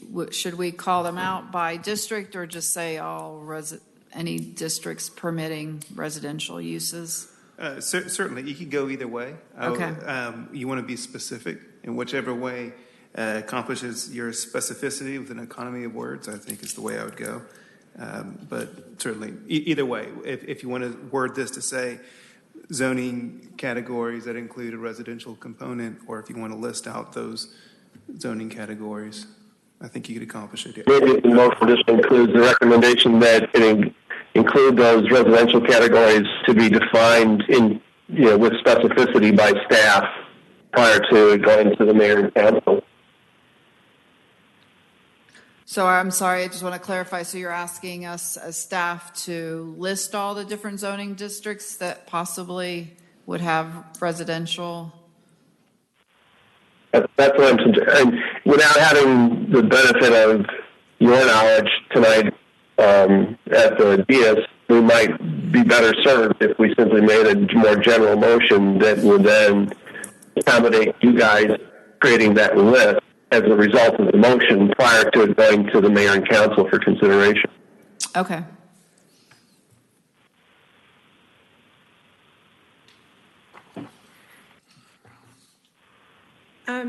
I had a question, if you're finished, Ron. Go ahead. Yes, I am. Go ahead. Okay. In terms of sort of defining pump, because I think this kind of came up, and in your review, is a pump the nozzle, or is the pump the structure that the nozzles are attached to, which may have two sides to it? And so maybe just a little bit of clarification on that for future interpretation, so that maybe we add, which maybe may have more than one side and more than one nozzle. I don't know, but I don't want someone to come in and say, no more than 6 pumps, and you're thinking, and you're thinking pumps is the structure itself that has 2 sides, and then someone else interpret it as to be only 3. Does that make sense? Well, my point on that is saying pumps. We're concentrating on gasoline, but you now have air pumps. Mm-hmm. You have the station, the electric charging stations. So I think we're just saying pumps opens up.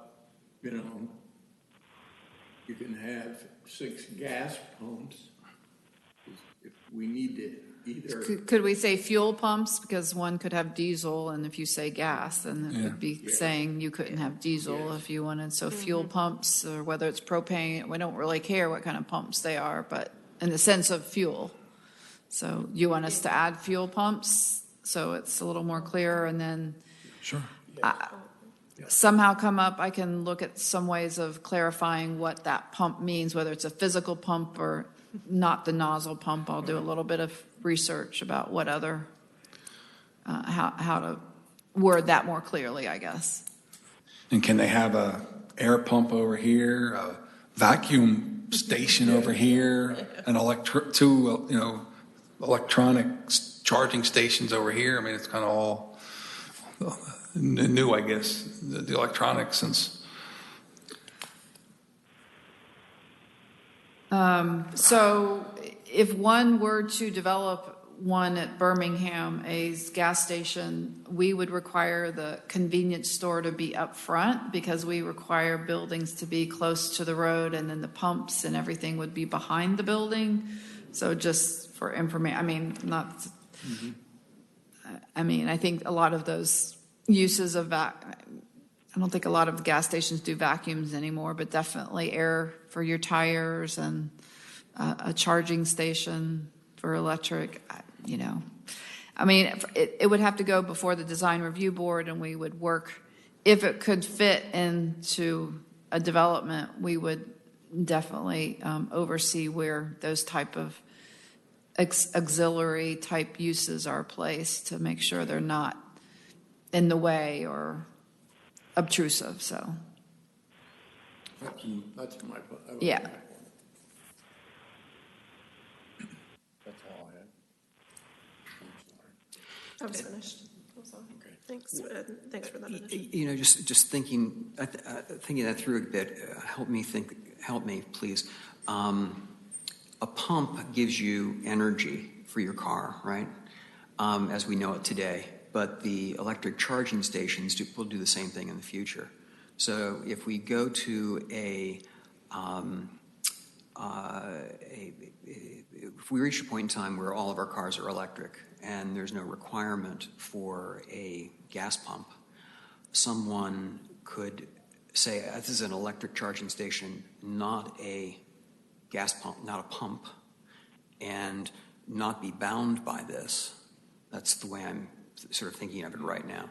And so perhaps we should include in this definition of a pump some sort of a refueling station, which would either be for diesel, gasoline, electricity, whatever.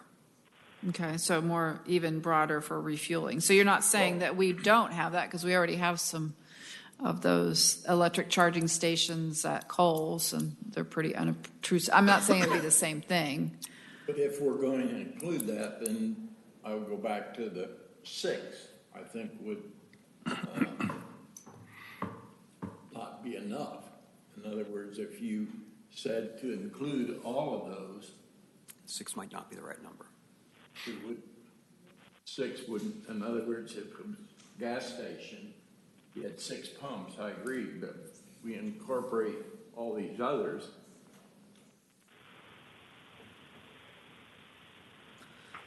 The number would change. It would. I think that that's an excellent point, but I think that that is probably something that requires a whole separate study to look into. I would agree, because I don't know that we're ready for that. I don't know that I'm not equipped to make any of those judgments. No. I don't know. No, that's. I don't know that. I don't know that our country's quite ready for that. What about also, like, a lot of gas stations have emission stations, you know? Right. Contract out and have an emission station there. Well, you've got, I know. and then they also But talk usually we about have car it at washes. the beginning. I mean, do we have to allow that? Do we have to what? Is that, Yeah, accessory number car 8, wash. accessory car wash, was just no car wash, no emission station. I mean, a couple gas stations have it, but Well, we just do no. allow car washes. I'm not, if it's large enough, I mean, I'm not sure if you want to just say absolutely no emissions, but I mean, that's up to you all. Are they allowed in the use table, in the So we do have, I know that we don't exclude it from we don't have very many gas stations, but the ones that we don't exclude emissions right now. And I don't know if I don't think the UDC, that's a good question to see if they include the emission station. So. They do or do not on car wash? No. So we do allow car washes permitted with the gas station. So I don't believe most convenience stores have emission stations. I mean, a lot of gas stations have emission separate. It'll just be a separate station, right? Like that they sell that. You know, you can just build up your little space there. Is this really a gas station or a convenience store with gas pumps? I mean, no, gas stations really don't exist anymore because that's not where they make their money. So it's really a convenience store with 6 pumps. So a convenience store is probably not going to have an emissions. I don't see emissions at convenience stores. I mean, it would be on the land. It would be on the right. It would be on the land. It's like not there's going to be in the convenience store. Well, no, not in it, but yeah. But they don't even bother with that because that's not their business. They're selling sodas and things like that. That's where they make their money. No, but how a lot of these gas stations make their money also is because they're leasing out space on their property. For hey, that. you emissions guy, you can have your space over there in that corner for $2,000 a month. Right. And now they've got $2,000 a month right. as income coming in. Yeah. Yeah. So there's one at Haynesbridge and Old Milton, and they do a lot of business where they have a convenience store, they have a gas station, but they probably make more money off the emission station because it's really convenient. So I think that's, it's. Well, I guess you have to look into that, see if it's even allowed. Like the emission Yeah, I mean, stations. right now we do permit, there's You do nothing permit them. excluding Okay, emission then stations, so there's nothing saying you can't do it. I mean, I would just say, just like with the car wash, it would have to meet the architectural regulations. Mm-hmm. I mean, you know, sometimes gas stations have converted their car washes into emission stations, and you don't even really see a difference, you know, what's already there. But so.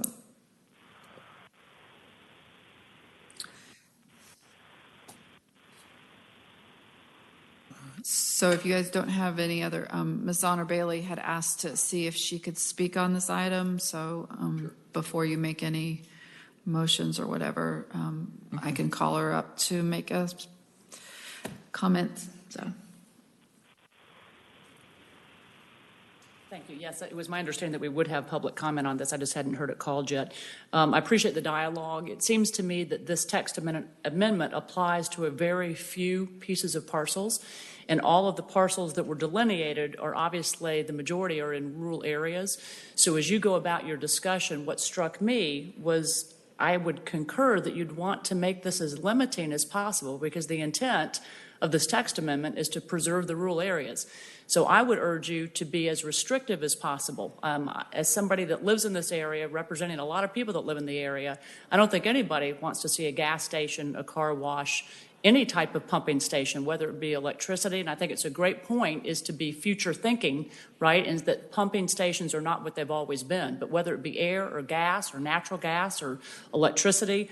So I would encourage you to exclude and not allow those on these 5 or 6 parcels if we legally are allowed to do that. And I think that in this text amendment, you have the breadth and depth and capability and authority to make a recommendation that is more restrictive, even if on Highway 9 or in Crabapple, we may have different language. These C1 properties are in the most rural areas that we're attempting to protect. I would also question, do you really need 6 pumping stations? If you're going to allow 6, I really had thought originally that the text amendment was meant to be more restrictive. It seems to me that it allows a lot more things than what I thought was going to be proposed. So I would strongly encourage you guys to continue with your dialogue and perhaps make some recommendations that exclude more things as opposed to allowing for more. I think that Mrs. McDonald mentioned at the very beginning that this was in large part to protect our community. And I think we've got plenty of gas stations and plenty of car washes. I don't think we need any more in our rural areas. So thank you for your consideration. What I said, and also I didn't hear anybody mention that we really shouldn't have any auto services as a part of any of these properties as well. So it seems that excluding auto services, car washes, Any type of pumping station might need to be defined. I thought it was an excellent point, Ms. Sparks, as you described the need to define what is a pump, right? Is it two-sided? Is it one-sided? But I would say even if it was just a one-sided pump, that 6 stations seems far too many for our rural communities. So I would just encourage you to continue with those points of clarity, and the more candidly, the more we can limit them, I think the better for our constituents. Thank you so much. Okay, so I guess legally, can we exclude car washes? I mean, if We could that's try. what you want to recommend, yes. So I think a repair shop would probably be a different classification. let's Like a see. garage probably would be a different class than a gasoline station, so probably be restricted anyway. Let's see, car wash.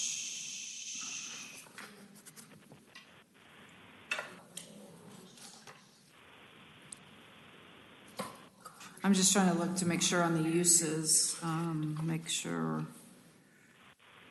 Car wash. Maybe it won't be. Automotive specialty shop is E, permitted use. Is it permitted in? Yeah, I think we have to be careful, Robin, whether we consider car wash in this case on a gas station property, that is an accessory use, versus a car wash that's intended to be the principal use of the property. Right. And I don't think we would be hurting ourselves to include the exclusion of a car wash specifically within this as well. So a standalone car wash isn't permitted till C2. So I think that if it doesn't even, that's the MIX. I just switched to MIX. So it looks like it doesn't call out a car wash even associated with a gas station. So if that's something, just to be clear, we can, if you wanted to suggest there wouldn't be any car wash, that would be your prerogative. Okay.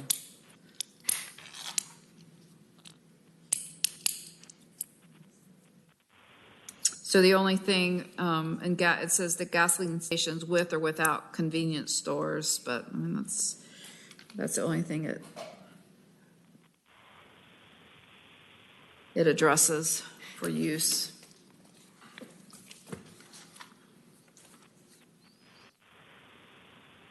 That it's permitted, right? Correct. Yeah. So like within an automotive specialty shop, like, do we have a definition of what examples they may be? Automotive specialty shop, that's like muffler, tire stores. You know, it's not working on entire car, but that's why we have so many tire stores, why we have oil change places, just components. So that's specialty automobile. So like would an emission place be considered that? I mean, we do have emissions that operate out of those uses, but they're usually already in the garage. That's part of, the tire changing or whatever. So, I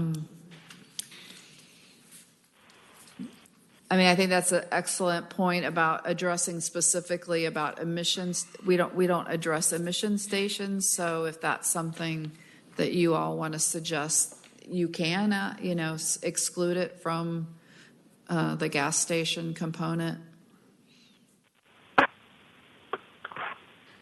Okay.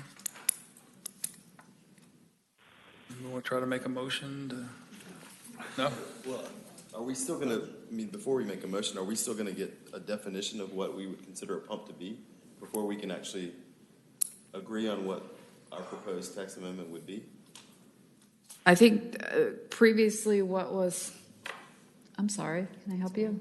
I had wanted to say something too. Okay, so if you want to say something, you need to fill out a card for the item and then,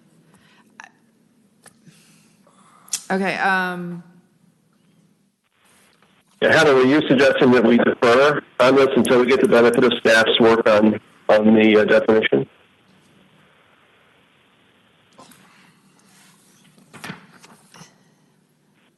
What a pump is, look. I think Try to get a previously you had definition of a asked pump. staff to work on something and present it to the council, but it can be whatever way you want to do. I don't feel comfortable that we should come up with something tonight that would be all inclusive. So it's really your prerogative whether you want to defer it. I would like to make a motion to defer the item so Okay. that staff can look into presenting a definition for pumps. Okay.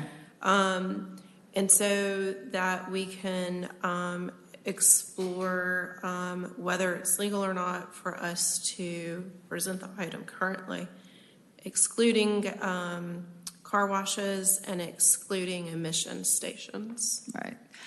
So I feel very comfortable with the car wash because car washes aren't even permitted until you get to a C2, which is a more intensive.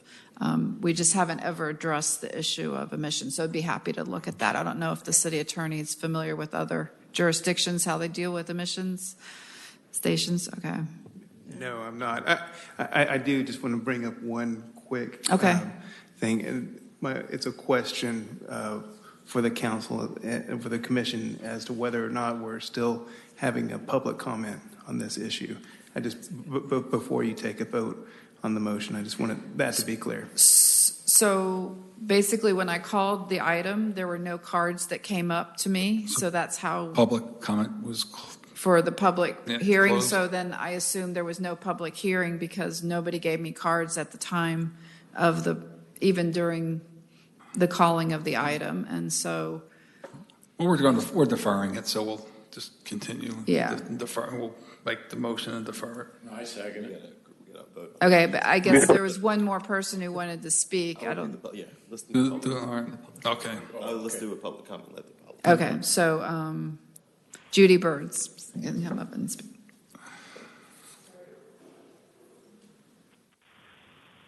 Judy Birds, 1165 Bream Drive, Milton. Question and clarification. I think one of the lots that we're trying to address is the corner lot to the upper left of this site, and trying to make sure that it's 300 feet from a residential structure. So I think if they build out the townhomes, that would apply. So I think it's 200 feet. Because it's clearly more than 100 feet from any AG. Is that correct? Correct. Okay. So I was just trying to clarify that we were looking at. So, right, yeah. So if you were looking at that, then, like I mentioned, there would be a building in front and the pumps would be behind it. So it'd be pretty close to the residential structures, which that was why we were proposing to change it from AG1 to any district that permitted a residential. So in case that was not built, that because it was zoned for some residential, it could. Yeah, and from the scale it looks to be about 200 feet from the planned residential use. But I guess the area right behind that little trapezoid in the upper left-hand corner is also mixed use? The only mixed use is the area that Mr. Braswell's development is in. Anything that doesn't have any lot lines, that's all unconditional C1 on the corner. So the immediate corner is C1. So we do need the 300 feet should be sufficient then? It appears so, yes. Okay, thank you. That's just... All right. Close public comment. Okay. So we have a motion. We have a Paul, did you want to add something on our vote? My only question, not for the motion, Fred, thanks for catching that I wanted to say something. That was, Robin, by deferral, does that have any impact on the fact that the moratorium is still out there? Are we putting ourselves in harm's way with the fact that the moratorium still exists? No, because the moratorium, we built in an extra month, and so long as you all may pass on a recommendation in August, then the moratorium ends the day after the city council meeting in the third Monday of September. So no, you're okay. Okay, so this requires that the motion then for deferral be to the next planning commission meeting. That's correct. You would need to make a motion for that if that's what you decide to do. Okay. Yep, thank you. So may I There's a motion on the floor, isn't there? What is it? Is there a Isn't there a motion on the There's no floor? motion yet. Yes, we just have to amend it to put it to the next. So I made a motion to defer the item so that staff could address looking at eliminating the car washes and emissions, providing a definition for pumps, but I want to make 2 amendments to it, if possible, that it be deferred to August 2018, and also look at the adding some language about the residential uses, the distance from residential uses. Okay. And I'll second that. I'd just like to ask a question there. What's the difference between a gasoline station and a convenience store that has gas pumps anymore? So I think really if you look at the use regulations, there's a gasoline station with or without convenience store. There's not a convenience store use spelled out in here. I just can't remember seeing a gas station anymore that's not a convenience store. Unless you see it like Kroger or something like that, and it's just got the little kiosk. Okay, but that's part of a Kroger, but no one, to me, is going to build a gas station by itself with 6 pumps Today. So, okay. So we have a motion. Any more discussion? So who did the second? I'm sorry. Fred. Fred, okay. Okay, vote. All those in favor? Aye. Opposed? Aye. Okay. We got you there, Too late. Paul. Thank you. Okay. Anything else that we need to talk about, or? Okay, that's it for now. So, Move, we adjourn. Second. There was 5 seconds on that. and I'm sorry, who did the second? I'm always looking down. Goran, okay. All those in favor? Aye.